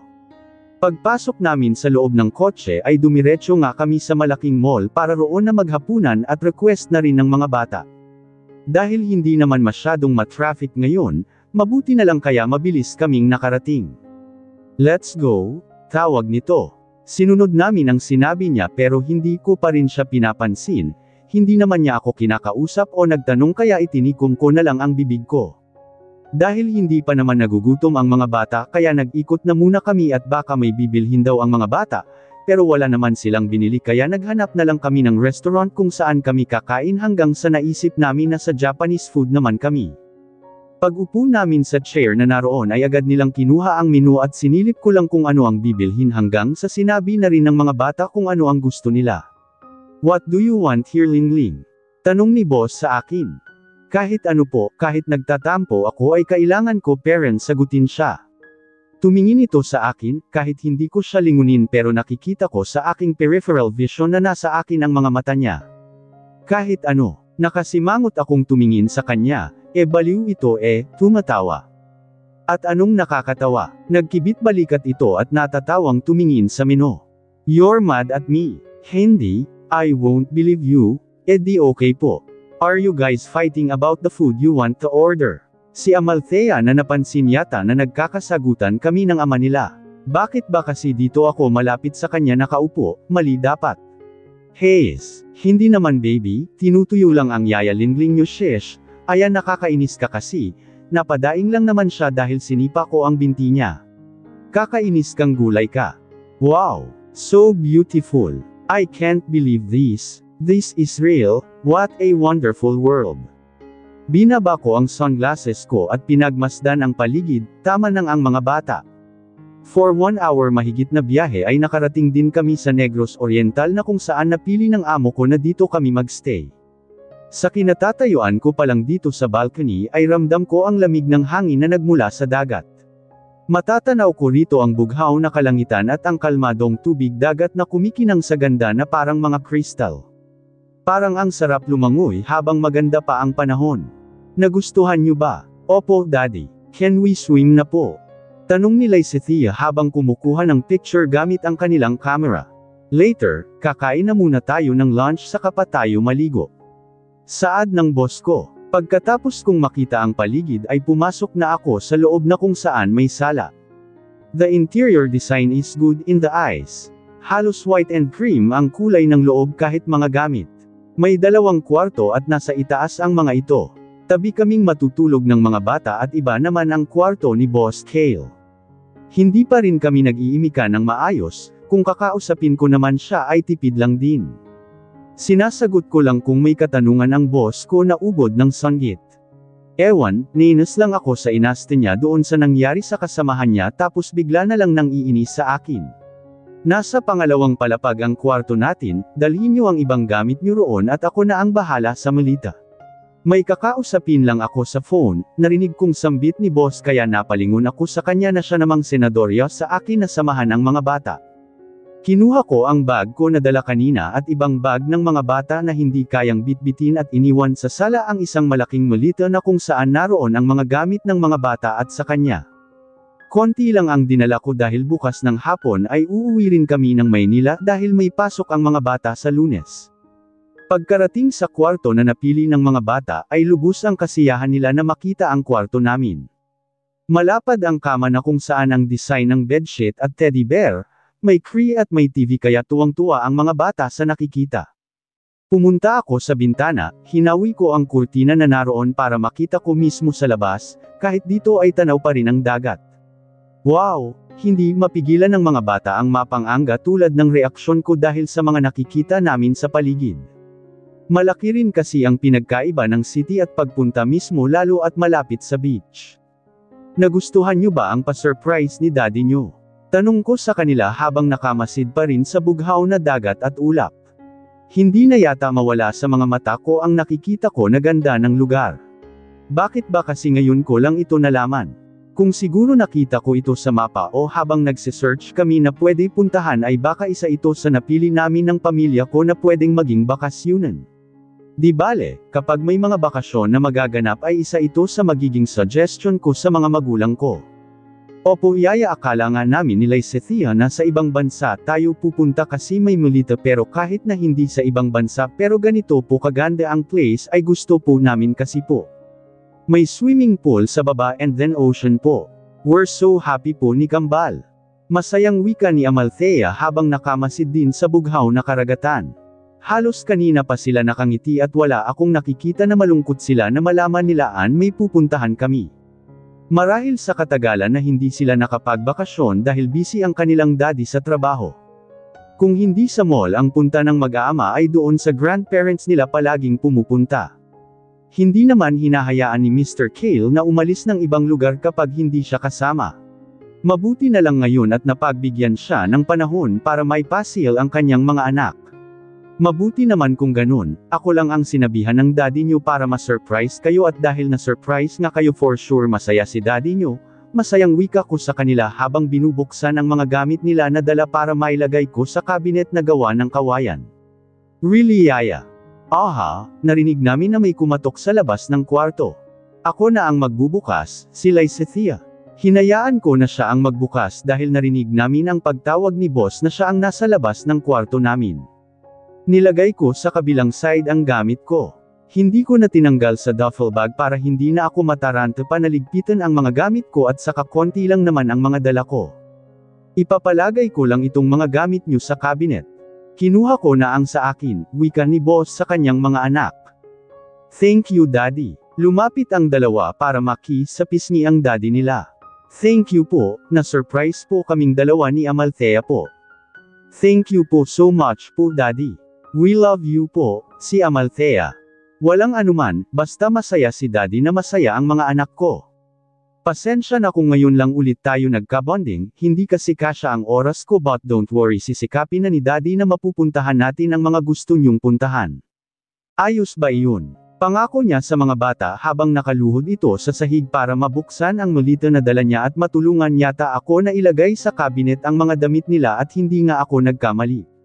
Opo, thank you again daddy, we love you po, magkasabay na naman na sagot ng Kambal. Ang cute talaga ang dalawang ito. Here, napalukso pa ako sa gulat dahil bigla ba namang sumusulpot si boss sa harapan ko para lang labot ang mga nakatupi na damit ng mga bata. Thank po, shit, nauutol pa talaga Lingling. Ako na po ang bahala sa mga gamit ng mga bata boss. It's okay para mabilis tayong matapos, nagpa-reserve na ako ng pagkain natin bago tayo maligo. Pakihanda na lang ang mga susuotan ng mga bata mamaya at damit pang bihis. Thank you. Sige po sir. Nagmamadali ko namang nilagay ang mga damit na inabot niya sa akin at nang matapos na. Sir. Ha? Sir I mean boss. Boss. Napatigil ako sa pagkuha ng damit na inaabot niya sa akin. Problema na naman nito. What? May mali po ba? Alam ko na, Boss Kale pala. Just Kale or Arcus? Drop the sir. Kunot noon naman akong nakatitig sa kanya habang siya ay may mapaglaro sa kanyang mga labi na nakatitig sa akin.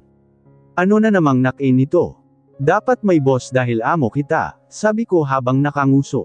Panay picture ng mga bata kaya hindi nila naririnig ang pinag-uusapan namin ng kanilang ama. Paano kung sabihin ko na free lang itong nakuha ko na beach house kung saan tayo magsta-stay hanggang bukas? So, ano pong connect sa pagtawag ko sa iyo po na Kale or Arcus? Nagkibit balikat ito na parang walang kahirap-hirap ang ginawa niya para tumira kami rito. Well, sinabi ko lang naman na kasama ko ang mga anak ko at asawa ko.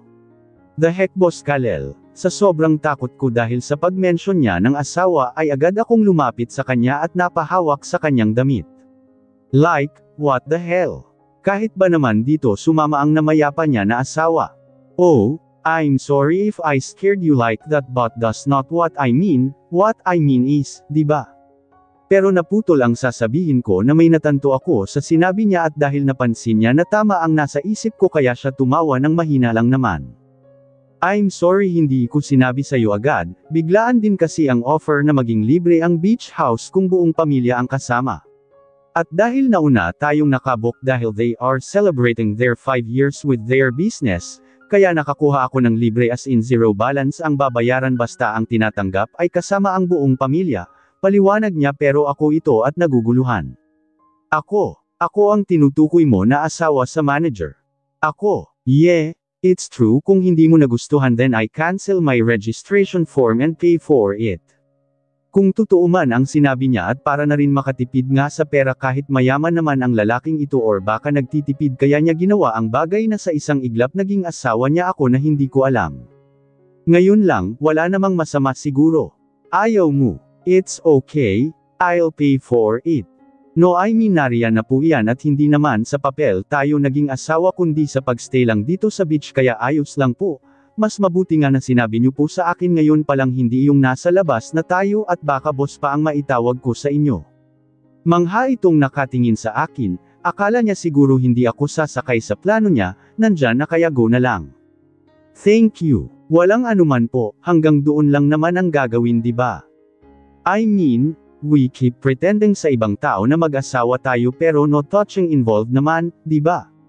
Separate tayo ng room. Natawa ito sa sinabi ko kaya napanguso ako. Don't worry, I won't take any advantage with you.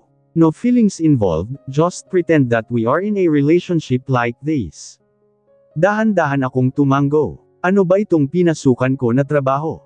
Bahala na, Daddy Yaya, look. Bigla kong naitulak si Boss Kale dahil nagulat ako sa pagtawag ni Amalthea sa amin. Bigla kong nakalimutan na may bata pala sa loob tapos nakahawak pa ako sa damit ni Boss. Hindi naman sobrang lakas ang ginawa ko na pagtulak at tama lang na may distansya ang pagitan namin, nagulat lang kaming dalawa. Pagkarating ni Amalthea sa tapat ay pinakita niya ang kanyang mga kuha na litrato habang nakangiti. Umupo ako sa gilid ng kama at iniisa-isa ang mga nakuha nila na picture. May lumilipad na ibon sa karagatan na animo naghahanap ng pagkain na isda dahil ang kanilang ulo ay nakadungaw sa dagat. At may shot din na iba't ibang kuha ng mga ulap at puno at views ng dalampasigan na may maliit na bangka at ibang resort. Nakangiti ako dahil para itong art na iginuhit ng isang sikat na painter pero hindi dahil hindi totoo ang mga nakikita sa litrato. Totoong senaryo ang nangyari. Wow ang ganda naman lahat ng kuha niyo mga baby. Magaling kayong kumuha ni Lysethia ng mga photos, isa yan sa talent niyo ni Kambal ang maging isang photographer. Kaya ang talent nyo na yan ay dapat pagkaingatan nyo ha. Masayang wika ko. Really Yaya, I want to be a great photographer when I grow up po. Can I? Yes you can Amalthea. Magiging mas magaling pa kayo ni Lysethea, di ba Bo? Nakangiti akong bamaling kay boss pero biglang umurong ang ngiti at dila ko sa sasabihin, paano ba naman kasi, titig na titig kasi ito sa akin habang nakayuko ang ulo para tingnan din ang mga kuha ng anak niya sa camera na hawak ko pero, iba yata ang tinitingnan at ako iyon o namalikmata lang ako at assuming, nang makita niya na nakatingin ako sa kanya ay saka pa siya umiwas. Tumikim ito at ako naman ay binalik ang tingin sa camera. Yeah, she's right kids. Magiging magaling pa kayo lalo, pero magaling na kayo na what more pa sa mga susunod. Tandaan nyo yan, just more practice pa ng mga tamang angle, pag-aralan nyo kung saan nyo dapat kukunan ng larawan ng isang object kung gusto nyo talagang maging professional photographer. As of now, just enjoy clicking the button of your camera and just enjoy taking pictures, okay? Yes Daddy, thank you po Daddy sa advice and also to you Yaya for always encouraging us. Mommy, what Daddy? Call your Yaya, Mommy, pareho kaming nakatingin na tatlo kay boss na gulat ang mga mata. Oh, you mean Daddy, we should call Yaya Lingling. Mommy, yes paos nitong sabi sa kanyang anak at dahan daw ang tumingin sa akin. Oh, it means you like Yaya Lingling, Daddy. Pareho kaming napaubo ni boss dahil sa tanong ni Amalthea. Halos hindi na may galaw sa kinaupuan ko dahil sa tanong niya. Agad naman akong umiling para hindi naman masyadong umasa ang mga bata. Hindi naman totoo baby, di ba boss, di ba kasi? Ha? Ano kasi, sige, sagutin mo ang mga anak mo. Bahala ka magpaliwanag. Ikaw ang may idea sa gusto mong mangyari at labas na ako riyan. Just call her mommy until tomorrow, okay? Come on everyone, be ready in 10 minutes. Let's go downstairs and find their restaurant, so we can eat our lunch. And we can swim later. Aba, ang hina naman ng loob nito na sabihin sa kanyang mga anak kung bakit, pero ayos na rin yata iyon. Tumayo ito at nagpaalam, umalis sa harapan namin para magtungo sa pinto. Maghahanda rin yata siya bago kami kumain sa labas. Totoo po ba ang sinabi ni Daddy Yaya? Bulong ni Lysethea. Ha? Ang saan banda sa sinabi niya? Napayag na po siya na tawagin ka naming mommy. Ouch naman, umalis pala ang boss ko para umiwas sa mga katanungan ng mga bata. Alam yata niya na hindi siya tatantanan ng mga bata lalo kung hindi satisfied sa sagot. Termango na lang ako sa tanong niya. Yes baby, pero narinig niyo yun hanggang bukas lang daw, hanggang nandito pa tayo. Nagkibit balikat ang dalawa. It's okay, since you allowed us to call you mommy, ikaw na lang po ang mommy namin forever, okay po. Hindi ko maiwasan na mapanganga sa sinabi ni Lysethea. They wish for that. Pero malapit na akong umalis sa buhay nila dahil aalis na ako, tapos na ang kontrata ko sa pamilyang Kalisto. Are you okay, Yaya? Ayaw niyo po. Malungkot na sabi ni Amalthea. Ngumiti ako at hinaplos ang pisngi niya ganoon din si Lysethea na nasa harapan ko lang at nakatayo habang ako ay nakaupo sa gilid ng kama. Hindi naman sa ayaw ko, di ba sabi ko na hanggat gusto nyo na tawagin nyo ako na mommy ay free kayo na tumawag sa akin na mommy, masaya lang si Yaya baby. Naluluha kong sabi, malayo pa naman ang 6 months ng pag-alis ko ay parang naramdaman ko nang malapit na lang ito. Thank you Yaya, you're welcome, come at baka naiinip na ang daddy nyo sa kahihintay sa atin, natawa ang mga bata. Si Daddy Manipin lagi si Lysethea kaya natawa na lang kaming tatlo dahil totoo naman. Akala ko ako lang nakapansin. Hirap talaga kapag gerang na, laging mainit ang ulo. Isa sa kilala ko ay si Mr. Cale Arcas Calisto. Good afternoon Mr. Calisto. Good afternoon ma'am. Good afternoon po. Bati ko sa staff na binati kami pagkarating namin sa kanilang restaurant. Wow, ang gaganda naman po ng mga anak nyo. Kamukha niyo pong dalawang ma'am and sir. Aba, niloloko ako ng babaeng ito, paano kami magkamukha na hindi sila galing sa tiyan ko, hindi ako ang umere sa kanila, kung alam niyo lang pero siguro dahil sa palagi kong kasama ang mga bata ay naging kamukha ko na raw, kahit si Diwata ay napansin niya. Pero ako kahit anong tingin ko sa kanila ay kamukha nila ang daddy nila at mommy na namayapa. Kumuha ng cottage si boss para doon kami kumain. Gawa sa bamboo at nipa palm leaves ang maliit na cottage na kung saan dito na kami kakain o magpahinga. Habang naghihintay na maserve ang pagkain ay panay pa rin ang kuha ng litrato ang mga bata. Kumuha rin ako gamit ang telephone ko at sinend kina mommy and kuya para inggitan sila na narito kami sa beach at nilibre ako ni boss. Sinabi ko mismo ang pangalan ng lugar at kung saan mismo kami para sa susunod ay dito kami mamasyal. Wala pa akong reply na natanggap marahil busy ang mga ito kaya kinuha ko ang buko juice na inorder ni boss para sa amin sa ibabaw ng maliit na lamesa. Hindi na ito inilipat sa ibang lalagyan kundi sa mismong buko na mismo uminom ng juice, binutasan lang ng konti at nilagyan ng straw sa ibabaw para mainom ang laman nito. Ilalagay ko na sana ang cellphone ko sa gilid kung saan ako nakaupo na gawa sa bamboo para makainom na rin ng buko juice pero biglang umilo ang phone ko hudyat na may dumating na text message kaya kinuha ko ito habang ang isang kamay ko ay hawak ang juice sa may dulo at nilapit ang bibig ko sa straw para uminom na habang binabasa ang text ni Kuya Dan Ezekiel. Pero bigla akong napaubo dahil nabilaukan ako ng buko juice dahil sa gulat kung ano ang text ng kuya niya sa kanya. Ayon ba naman ni kuya sa kanyang text na asawa ko na si Boss Kale at nasa honeymoon kami ngayon, kaya dapat ko na raw siya ipakilala sa mga magulang namin para magpakasal. The heck of you Kuya Dan Ezekiel. Are you okay? Shit. Dahil sa kaba na marinig ang boses ni Kale ay nabitawan ko ang juice at ang cellphone ko sa kahoy na sahig. Napatingin tuloy ang mga bata sa akin na nasa labas ng cottage na kumukuha pa rin ng pictures. Oo boss, nadimihan ko lang sa pag-inom kaya siguro ako nagkaganito, naubo ko pang sabi. Are you sure? Opo. Okay, the food is ready in a while. Hello po ma'am and sir. Narito na po ang order nyo.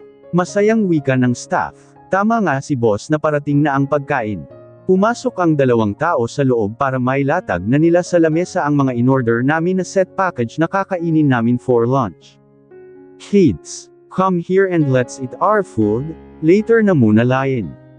Lumapit naman agad ang mga bata pagtawag ni boss sa kanya. May kulang po na order at ito ay halo-halo at i-serve po namin in a while, happy eating po. Nagpasalamat kami sa dalawang tauhan bago sila umalis. Masaya kaming kumain, paano ba naman kasi seafood ang ulam na in-order ni boss, may hipon sa butter and garlic, inihaw na isda, malaking pusit at may salmon sinigang pa. Kaya hindi lang ako ang maganang kumain ng lunch kundi kaming apat mismo. Napapangiti na lang ako ng patago na maisip ko na para kaming mag-asawa ni boss at ang mga anak namin ay sina Lycethia and Amalthea. Gosh! Ano ba itong iniisip ko? Baka ano pa ang maisip ng mga kuya ko at mga magulang. Sana pala hindi ko na lang sinend sa kanila ang litrato, baka mamaya nito ratratin ako nito ni mommy and daddy lalo na si lola pag nalaman nila na sumama ako kay boss.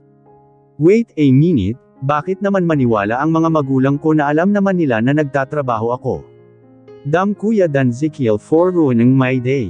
Smile everyone, smile yaya. Nabigla naman ako na biglang nag-click ang camera na may timer na hindi man lang ako nakapaghanda. Ang lalim ba ng iniisip ko na hindi ko narinig na sinabi ng isa sa kambal na kukunan pala kami ng shot.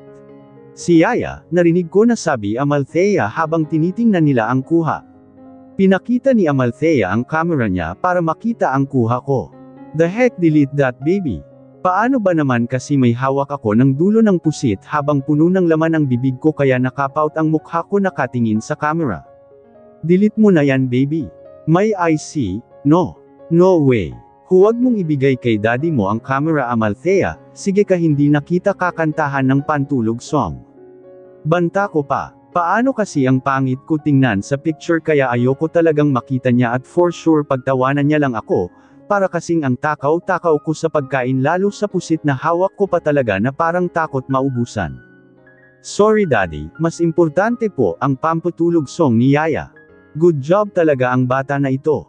Sumusunod sa akin. Binalingan ko si boss na kaharap ko lang dahil katabi ko ang mga bata nakaupo at malapad ang ngiti ko sa kanya and mouthed him sorry pero ang loko ngumisi lang sa akin kaya umirap ako at binalik ang atensyon sa pagkain. Hanggang sa natapos kami at sa sobrang sarap ng ulam kaya busog na busog kami at hindi na muna namin pinalabas ang halo-halo para sana sa dessert kundi mamaya na lang after naming maligo sa dagat ngayong hapon. Hanggang sa nakapagbihis na kami ng swimwear attire, Wala akong choice kundi magsuot ng rash guard para magkapareho kami ng mga bata. Bumili pa talaga siya, hindi na ako yumangal dahil pwede na kaming mag-swimming sa dagat dahil hindi na masyadong mainit ang panahon. Bukas ko na lang susuotan ang bikini na binili ko. Maliligo ako na hindi alam ni boss na iyon ang suot ko. Huwag masyadong lumayo, dito lang kayo sa malapit. Paalala ni boss sa amin. How about you daddy? Hindi ka po maliligo? Tanong ni Lysethia sa kanyang ama na ngayon ay may suot naman na swim trunks at puting t-shirt.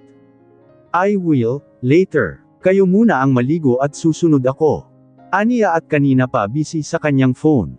Let's go yaya, hindi na rin ako nagpakipot pa at agad sumunod sa mga kambal para makaligo na rin. Nariyan naman ang kanilang ama para bantayan kami kung ayaw niya pang maligo. Para kaming mga bata na naglalangoy, ine-enjoy namin ang bawat minuto habang maganda pa ang tubig dagat. Kahit papano ay marunong na talaga akong lumangoy dahil na rin ito sa tulong ng mga bata at ni boss. Habang tumataas ko ang ulo ko para makahinga at makakuha ng hangin ay parang sa katagalan ay naging familiar sa akin ang mga lalaking nasa hindi kalayuan ng cottage namin at nakatingin sa banda kung nasaan kami. May nakita akong dalawang lalaki na sobrang familiar at may pakaway pang nalalaman. Hanggang sa gulat na gulat nga akong nagangat ng katawan dahil parang tama nga ako kung sino ang mga lalaki na yon. Ang mga kuya ko. Hindi nga ako nagkamali, ang mga kuya ko iyon. How did they get here? Since when? Kanina ko lang pinaalam sa kanila ang lugar na ito tapos ngayon nariyan na sila sa kabilang beach house. Binabantayan ba nila ako or talagang dito sila naisipan na magbakasyon? Pero ayon sa chat nila kanina, nasa bahay pa sila at busy sa mga alaga naming kabayo. Are you okay? Nagulat ako dahil biglang sumulpot si boss sa harapan ko. Akala ko kung sino na. Ang lalim yata ng iniisip mo. Hindi mo ba nagustuhan ang dagat? O may takot ka pa sa tubig lalo at hindi ito pool, may pool naman sila pwede karoon. Umiling ako kay boss, hindi naman kasi iyan ang dahilan. Ang mga bata ay masayang lumalangoy samantalang ako ito at nakatayo lamang, hanggang pa ako lang naman ang tubig. Yaya, daddy, come on guys, let's swim. Tawag ni Amalthea sa amin. Okay lang boss, hindi lang ako makapaniwala na narito ako. Maganda pala ang lugar na ito. Sabi ko na lang para hindi na siya magtanong at magtaka. Ay kachat ko na lang ang mga kuya ko kung tama bang narito sila at baka mamaya, na malikmata lang pala ako na may kumaway sa akin at napagkaalaman ko na ang mga kapatid ko na iyon. Nakita ko ang pagtaas ng gilid ng kanyang labi. Alright. I thought you were waiting for me and wanted me to join you. Nanlaki ang mga mata ko sa sinabi niya. The heck in your dreams no, hindi kita hinintay at hindi rin ako nakatingin sa direction mo. Humahalaklak ito ng tawa marahil sa sinabi ko. Joker na ba lahat ng sinasabi ko sa kanya? Gamit ang mga palad sinabuyan ko siya ng tubig dagat sa kanyang mukha kaya natigil siya sa pagtawa at maya-maya ginaya niya ang ginawa ko kaya napatili ako na maraming tubig ang pumunta sa mukha ko. How dare you? Para kaming mga bata na nagsasabuyan ng tubig at para makawala ay tumakbo ako papunta sa mga bata. Tulong Amalthea, Lysethia, may kalaban. Agaw atensyon ko sa kanila na siya naman akong tinulungan. Kahit maliit ang kanilang mga kamay ay magkakampi kaming sinabuyan ng tubig dagat ang kanilang ama. Wala na siyang kawala dahil basa na rin siya bumakat na ang kanyang katawan sa suot niya na t-shirt. Lumangoy ito sa ilalim ng tubig kaya hindi namin nakita kung nasaan na pero napasigaw ako na may humawak sa paa ko at biglang umahan si boss sa mismong harapan ko. Pareho kaming hinihingal hindi dahil lumangoy din ako kundi dahil sa biglang paghawak niya sa akin at sobrang lapit naming dalawa sa isa't isa. Ngumiti siya sa akin at biglang tinapik ang balikat ko. Taya si Mommy Kiddo, swim. Napasinghap ako sa ginawa niya. Aba, naisahan ako ng loko na ito. Lumangoy ako sa direksyon nila para mahabol ko. Kung mahuli ko kayo Lysethia and Amalthea habulin natin si Daddy Hal, sigaw ko at panaytawanan ang mga bata dahil halos hindi ko sila mahabol, malaki ang bias ng ama nila mas lalong hindi ko siya mahuli. Umahan ako sa tubig dahil kinakapos na sa paghinga. Come on Yaya Lingling, you can do it mommy. Aba, pasalamat kayo at magaling kayo lumangoy. Kung mahabol ko kayong dalawa, abangan nyo lang talaga. Mahina pala itong lumangoy si mommy anak, umirap ako sa sinabi ni boss. Mahuli lang talaga kita. Mahuhuli rin kita. Banta ko pero ngumisi lang siya sa akin. Akala mo lang ha. Lumangoy ako dahil ang target ko ang mga bata hanggang sa nahuli ko rin si Lysethea. Oh no, akala mo ha, don't worry, pagtulungan natin si daddy nyo na mahuli rin natin, game. Sabi ko sa kanilang dalawa ni Amalthea dahil nahuli rin ito ni Lysethea. Sige mommy, doon ako sa kabila at corner natin si daddy. Sige. 1, 2, 3 team babae. Aba may pa-signature pa kami para may pang-boost sa isa't isa. What? Alam nyo na ba ang gagawin nyo? Hindi nyo pala ako kayang mahuli eh. Kung mahuli nyo ako, piggyback ko kayo papunta doon sa nipahat natin. Game. Lumiwanag ang mga mata naming tatlo dahil sa sinabi ng daddy nila. Piggyback.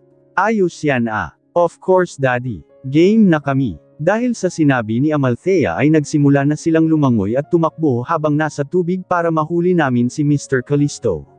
Pero kahit anong gawin namin ay lalong lumalayo ang loko. Give up na. Wala kayong piggyback. Ayoko na daddy, ang hirap niyo pong habulin. Hinihingal na sambit ni Amalthea kaya tumigil na rin ito sa kakahabol sa ama nila, ganoon din ang ginawa ni Lysethea. Wala akong magawa kundi ang huminto na rin dahil ako ay napapagod na rin sa kakahabol. Nagkatinginan kami ni Amalthea, sa una ay hindi ko pa nahulaan ang gusto niyang mangyari hanggang sa nahulaan ko rin na gusto niya palang paglaruan ang daddy nila. Kunwari ayaw na namin siyang habulin pero huhulihin pala namin. Balik na tayo daddy, I'm so tired na po. Ang hihina niyo pala eh, di bale, bukas ulit. Let's go at malapit na Gumabi at kanina pa tayo sa tubig shit. Napamura siya na bigla siyang hinuli ng mga bata. Gotcha daddy, piggyback. Napailing na lang si Mr. Kale dahil binigla ba naman siya ng kanyang mga anak. Ang daya niyo ah, babawi si daddy, kayo ha. Sino mauna? Me. Parehong nakataas ng mga kamay ang dalawa pero unang nagwagi si Amalthea. At para walang maiiwan ay kinuha ko si Lysethea para siya ang nasa likod ko. Kaya ko naman siyang buhatin. Come on. Are you sure yaya I mean mommy? Aha, dali habulin natin si daddy. Agad naman siyang pumunta sa likod ko. Lumuhad ako ng bahagya para naman makaakyat siya. Ready? Yes mommy. Okay, here we go. Tumakbo ako habang nasa likod si Lysethea. Hindi pa napansin ng dalawang nauna na nasa likod na nila kami. Go mommy, go. Bye daddy, bye Amal. Tumakbo ako para mauna kina Kale at Amalthea. Oh no daddy, go habulin natin sila. Para kaming mga batang naglalaro sa dalampasigan, kami lang yata ang maingay, pero wala na akong pakialaman, basta masaya ang mga bata habang nakipaglaro. Hanggang sa sabay lang din kaming nakarating sa kubo at hinihingal dahil sa ginawang pagbuhat. Thank you mommy. Thank you daddy. Ang saya-saya po kanina. Sabay na wika ng dalawang bata at lumapit sa amin para yamakap. Hindi ko alam kung ano itong nararamdaman ko, the feeling na masaya ako na nakikita sila na masaya. Go to the restroom para makapagbihis na kayo ng bagong damit, utos ni boss. Okay po daddy. Umalis ang dalawa at naiwan kami ni boss. Naglakad ako kung saan ang bag ko nakapatong para kunin ang gamit ko roon para sumunod sa mga bata. Thank you. Lumingon ako kay boss na nakatayo sa hamba ng pinto ng Nipa Hut. Seryosong nakatingin sa akin. Para saan po? For making my kids happy, hindi lang ngayon kundi simula na dumating ka. Nakikita ko ang saya nila. Mahina akong natawa dahil sa sinabi niya pero deep inside kinikilig ako. Damn! Yaya nila ako boss kaya bilang isang yaya ay gagawin ko po ang bagay na nakakapagpasaya sa kanila at masaya ako na nakikita niyo po iyon sa kanila. Wika ko ng buong puso. Kinuha ko ang towel at damit ko at kahit nanginginig ay naglakad ako patungo sa pinto kung saan naroon siya. Sususundan ko lang ang mga bata boss, ani ko at tatalikuran na sana si boss. Miss Montaño, halos kapusin ako ng hininga paglingon ko sa direksyon niya dahil isang dangkal na lang ang lapit naming dalawa. Nagkatinginan kami mata sa mata, ang lakas ng tambol ng puso ko, hanggang kalaunan ay ngumiti siya sa akin. Thank you again paos na bulong niya at bago ako lumayo ay hinalikan niya ako sa noo. Walang imik akong tumakbo patungo kung saan ang mga bata dahil sa ginawa ni Boss Kale. Anong ibig sabihin ng halik na iyon? I'm gonna miss you guys. Malungkot ko na wika sa mga kuya ko habang kayakap sila. Ngayon ang alis nila sa ibang bansa kaya malungkot ako. Sumama ka sa amin para hindi mo kami namimiss, natatawang wika ni Kuya Dan Ezekiel. Kung pwede lang pero huwag muna dahil namimiss mo siya, ano? Nakakunot naman ang noo ko dahil sa sinabi ni Kuya Dayton. Ang boss mo bunso, bigla ko nalang tinampol ang braso niya dahil sa sinabi nito. Hindi namimiss ka riyan, ang mga magulang natin ang mamimiss ko hindi ibang tao. Sabay na wika ng tatlo. Mommy ayaw nila maniwala sa akin. Tawag ko kay mommy na kasama rin kina kuya papunta dito sa Manila para ihatid ang kanilang anak. Si daddy ay kasama rin pero nasa tabi lang namin at may kausap sa phone dahil may tumawag. Kayo lagi niyong inaasar ang baby bunso ko. Kaya ayaw sumama sa inyo dahil aasarin niyo lang siya. Pagtatanggol ni mommy sa akin. Hindi ko maiwasan na gawin sa kanila na damay-la. Tama naman mommy, baka akala mo bunso nakakalimutan na namin ang bakasyon mo kasama ang boss at anak ng boss nyo. Ang saya-saya niyong apat na para kayong mag-asawa. What? Why Kuya Dan Ezekiel? Siyempre, masaya kasi ano-ano alangan naman na malungkot ako noong na pumunta ako roon dahil libre at isa pa maganda ang views ng lugar. Sinulit ko na ang pagpunta ko, giit ko. Kailangan kong ipagtanggol ang sarili ko dahil kawawa ako. Tama nga ako na sinundan nila ako kung saan kami nagbakasyon ng amo ko kasama ang mga bata. Nag-book agad sila ng ticket noong na malapit lang naman ang probinsya namin sa kung saan kami nagbakasyon. Sila nga yung nakita ko sa kabilang cottage hindi kalayuan kung saan kami.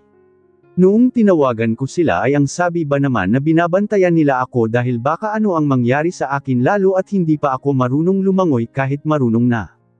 Hindi naman sila lumapit para hindi ako magalit sa kanila. Pero bantay sarado ako 24 na oras dahil baka ano raw ang gagawin ni boss sa akin.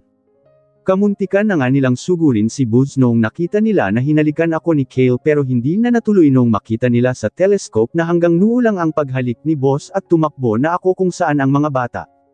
Mga baliw talaga, sabi mo yan at nakita nga namin na nag-e-enjoy ka. Sa tingin ko nga gusto ka rin ng amo mo. What? Hindi no. Lalaki kami at malakas ang radar namin kung ang isang lalaki may gusto sa babae. Kaya ikaw. Kung hindi mo siya gusto then layuan mo na. Ingatan mo yang puso mo dahil wala kami sa Pinas para madali ka naming mapuntahan para sabay-sabay naming bugbugin yang boss mo, sambit naman ni Kuya Dian. Ewan ko sa inyong tatlo, ang brutal nyo masyado wala namang ginagawa ng masama ang tao. Naging mabait lang ang tao dahil ako ang nagbabantay ng kanyang anak no. Kayo talaga, ang advance nyong magsalita, inis kong sabi pero tingnan mo at tinuwanan lang ako at ginulo pa ang aking buhok. Mga baliw talaga ng mga ito. Basta, ingatan mo ang sarili mo, ayaw namin na masaktan ka. Ayaw namin na makikita ka na malungkot. Ayaw namin na makikita ka naming lumuluha dahil lang sa pagmamahal ng isang tao. Hindi lang naman si boss ang tinutukoy namin, kundi kung sino man ang darating sa buhay mo na magugustuhan mo. Si Kuya Juston. Hindi ko alam pero bigla na lang akong napaluha dahil may mga kuya ako na sobrang protective sa akin. Sana na ganyan din kayo sa mga ibang babae hindi lang sa akin at kay mommy kayo ganyan. Baka mamaya, marami na pala kayong napaiyak Narinig ko na kanya-kanya silang tumikim dahil sa sinabi ko. Tingnan mo, akala siguro ng mga kuya ko na ito na hindi ako marunong magbasa ng mga kaluluwa nila. Ilang babae na kaya ang mga napaiyak ng mga ito tapos ang lakas pa magbigay ng payo sa akin. Bakit hindi kayo makasagot? Tama ako no. Sus, kayo talagang tatlo no, ang galing nyo kapag sa akin magbigay ng payo pero hindi nyo naman ina-apply sa sarili nyo. Hala, hindi napatigil kami na marinig namin ang pag-announce na pumasok na ang mga pasahero kasama ang kuya ko sa eroplano na kung saan magdadala sa kanila papuntang Europe. Nag-enjoy naman daw sila sa kanilang bakasyon sa Pilipinas kaya masaya ako. Baka uuwi rin sila next year kapag hindi sila busy sa kanilang trabaho at pag-aaral sa ibang bansa. For sure nasa bahay na rin ako niyan dahil tapos na ang contract ko sa boss ko. We have to go. Please take care of yourself, okay? Mommy Daddy, take care always, we will see you soon. Take care of yourself kids. Tawagin niyo agad kami pag nakarating na kayo para hindi kami mag-alala. We will mom. Mag-ingat din kayo dito, Dad. Mag-ingat kayo. Kapag may oras kayo ay umuwi kayo ng Pilipinas. Hindi pa namin alam kung kailan kami makapagbakasyon sa inyo pero susubukan namin. It's okay, Daddy. Basta kami na po ang bahala. Bunso ang mga habilin namin, kung hindi mo na kaya at tapos na yung experiment mo sa buhay mo na maging low-key ay bumalik ka sa probinsya para makasama ang mga magulang natin, kaya ka naming buhayin kung gusto mo lang, tumanggo na lang ako sa paalala ni Kuya Daston. At sa huling sinabi niya ay natatawa na lang ako. Bakit naman ako aasa sa kanila kung kaya ko pa ang sarili ko? Magkayakap kami ni Mommy habang pinagmasdan namin ang mga kuya namin papasok sa loob ng airport dahil malapit na ang pag-alis ng eroplano. Hanggang sa hindi na namin sila matano kahit ang likod man lang dahil pumasok na sila sa loob. May mga lumalabas na rin sa exit na mga pasahero na kaka-rating lang sa Maynila galing sa ibang bansa o ibang probinsya. Are you happy with your work, baby? Bumaling ako kay Mommy nang magtanong ito, kaya ngumiti ako sa tanong niya at tumango. Of course, Mommy, sabi ko. Ma'am, halata nga, may kahulugang wika ni Mommy kaya napanguso ako. Totoo naman, Mommy. What? May sinabi ba ako na hindi? Mas lalo akong napanguso dahil sa reaksyon ni Mommy na parang ayaw pang maniwala. Let's go at baka napagluto na si Yaya mo ng ulam bago kami bumalik sa probinsya. Iniaya ni Mommy kaya tumango ako. Magkahawak kami ng kamay at nagtungo sa waiting area na kung saan doon namin hihintayin ang sasakyan namin na paparating na raw ayon kay Daddy. I'm here in the airport pa nga, love, hindi mo ba talaga ako masusundo ngayon? Kasi gusto ko na i-surprise ka kaso nga lang kanina pa ako naghahanap ng taxi but I don't like it lalo na ang smell ng taxi kaya tinawagan na lang kita. Hay nako, sige na nga. Hihintayin ko na lang ang kotse mo na kulay black, di ba? Sige bye. Ang bagal naman kung saan pa ang kotse na yan. Napangiwi kami ni Mommy na marinig ang babae na kasunod namin na ubod ng arte. Hanggang sa 5 minuto na paghihintay ay may pumoroda sa tapat namin ng itim na kotse kaya agad ko naman itong binuksan para makapasok na kami sa loob. What the hell, bakit ikaw ang pumasok riyan? That's my car. Napahinto ang pagpasok ko dahil sa sinabi ng babae sa tapat mismo ng backseat kung saan ang pinto ng kotse. Excuse me, ang kapal naman ng mukha mo para sumakay dyan ako ang unang nagpara. Natawa ako sa pinagsasabi niya. Are you sure na kotse mo ito? Sure ka ba talaga? Oo nga, kapal mo ha. I smirk. Mas kapal ng mukha mo, iyon ang kotse mo, o bob ka ba? Turo ko sa itim na kotse na pumunta sa harapan niya. What? Sesabunutan kita. Stop lady, huwag kang ganyan. Ikaw na nga ang may kasalanan, ikaw pa ang galit, Leon ang kotse mo, marunong ka bang magbasa ng plate number? Lion dapat ang palatandaan mo kung sumakay ka hindi yung basta-basta ka na lang magagalit. Si Mommy, inawat ko na si Mommy para walang gulo, at dahil siguro sa hiya ay umalis agad ang maarte na, molditang babae na yun at pumasok sa totoong magsusundo sa kanya. Maganda sana, ang sama naman ng ugali. Suck. Thank you so much sa masarap na pagkain manang, talagang namimiss ko ang luto mo, si Mommy kay Yaya Nanay. Nasa condo unit kami dumiretso pagkatapos naming ihatid sina Kuya sa airport kanina at mamayang gabi ang biyahe ng mga magulang ko pauwi ng probinsya, kaya mamayang gabi na rin ako uuwi ng bahay, nakapag-paalam naman ako kay Boss Kale na day off ko ngayong araw at pumayag naman siya. Tuldok. Thank you madam, ani ni Yaya at kinuha na ang mga pinggan namin sa lamesa para makapag-dessert na lamang kami. How about you, anak? Wala ka pa rin bang plano na nag-resign dyan sa tinatrabahoan mo, ayos ka lang ba talaga dyan sa kanila? Napaangat ang ulo ko na marinig ang tanong ni Daddy sa akin. Sa ngayon Daddy ay maayos po ako sa kung saan ako nagtatrabaho. Hindi naman po nila ako inaalila, I mean, may tagaluto naman at marunong na po ako maglaba sa washing machine. At saka mababait po ang mga bata kaya hindi po mabigat ang trabaho ko. Look at me now, feeling ko nga tumataba na ako dahil laging masarap din ang mga ulam namin. The same po sila ni Manang Marivic at Yaya Nanay na magaling po magluto. Katwiran ko, nagkatinginan sina Mommy and Daddy pagkatapos kong sabihin iyon kaya napanguso ako, dahil sa tingin ko hindi pa sila kumbinsido sa narinig nila na okay lang ako sa pinasok ko na trabaho. Basta, kung hindi mo na kaya, bukas ang pinto sa bahay. Sa ngayon ay hinahayaan ko lang kayo sa mga gusto nyo sa buhay. Kung isa iyan sa naging rason mo na magkaroon ng experience about life, then I let you bot. Kung sa tingin mo na hindi mo na kaya ay umuwi ka na walang alinlangan dahil naghihintay lang kami ng mami mo at kuya. Okay, minsan ay hindi ko maintindihan ang mga gusto nyo sa buhay pero hinayaan ko kayo. Ang mahalaga, naibigay namin sa inyo ang lahat ng mga pangangailangan nyo. You have a spoon of gold in your table. Dahil bilang magulang, ayaw namin na pagdaanan nyo ang pinagdaanan namin na hirap noon bago namin narating kung ano man kami ngayon. Daddy, parang mangiyak-ngiyak ko na tawag sa aking ama. Hindi kita pinapakonsensya Chalden, ang sa akin lang naman at main purpose ng sinasabi ko ay bukas pa rin ang pinto natin kung gusto mo nang umuwi. Pero kung gusto mo pang manatili sa kung paano mo naisipan na magtrabaho dyan ay nasa iyo na yan. Ang mahalaga ay walang sabit, okay. Kunot-noo naman ako sa huling sinabi ni Daddy. Walang sabit, wala sa sarili kong tanong. Oo, baka kasi sabi-sabi lang ito ng mga kapatid mo na, baka nagustuhan mo na ang amo mo kaya. Napaubo ako sa huling cake na kinain ko dahil sa sinabi ni Daddy. Daddy, hindi po yan totoo, no. Giit ko na sabi dahil hindi naman talaga. Nagkibit balikat si Daddy. Sabi mo iyan. Napahaba na naman ang nguso ko. Ayaw nilang maniwala, Hayes. Basta Daddy, trabaho lang po ang pinasok ko sa pamamahay ng mga kalisto na iyan.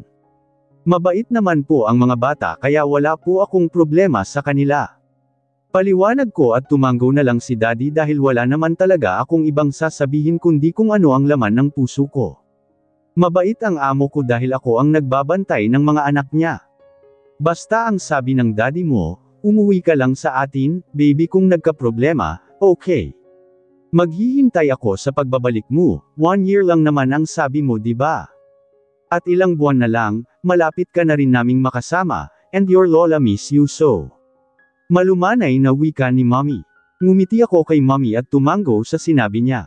Tinapos ko ang pagkain ng dessert namin para makapagpahinga na muna kasama ang mga magulang ko bago sila bumalik sa probinsya. Hindi naman nagtagal at madali lang ang oras. Wala na akong magawa na makita ang mga magulang ko na handang-handa nang umalis pauwi ng probinsya. Hinatid namin sila sa airport kasama si Yaya Nanay at ang driver, pagkatapos kong magpaalam sa kanila at nakinig ulit sa ibang habilin ay ilang minuto ay hanggang kaway na lang ang nagawa ko na makita silang papasok na sa loob ng airport. Habang nasa biyahe ay naalala ko na naman ang mga sinabi ng mga magulang ko. Si boss may gusto sa akin. Impossible. Thank you Yaya Nanay, sa next day off ko ay doon ulit ako mananatili sa kondo po ha. Sige Cha. Chat mo na lang ako kung parating ka na para makapagluto ako sa isa sa favorite mo na ulam. Yehey, thank you Yaya, sabi ko at nagpaalam na sa kanila pagkatapos nila akong ihatid sa tapat ng bahay ng amo ko. Gabi na at sa tingin ko tapos na maghapunan ng mga mag-aama. Medyo maaga ang pagpunta namin sa airport para ihatid sina Mommy at Daddy para iwas traffic at dahil nakapagpahinga na ako sa kondo kanina kaya dumiretso na lang kami dito sa bahay para sa kwarto na lang ako magpatuloy na magpahinga. Pagkaalis ng kotse namin ay saka pa ako pumasok ng gate na siya namang binuksan ng guard. At dahil bukas ang pinto kaya dumiretso na lang akong pumasok sa loob ng bahay, pero nakarinig ako ng ingay na galing sa dining table. Ngayon pa lang pala sila kumakain ng hapunan. Bulong ko sa sarili ko.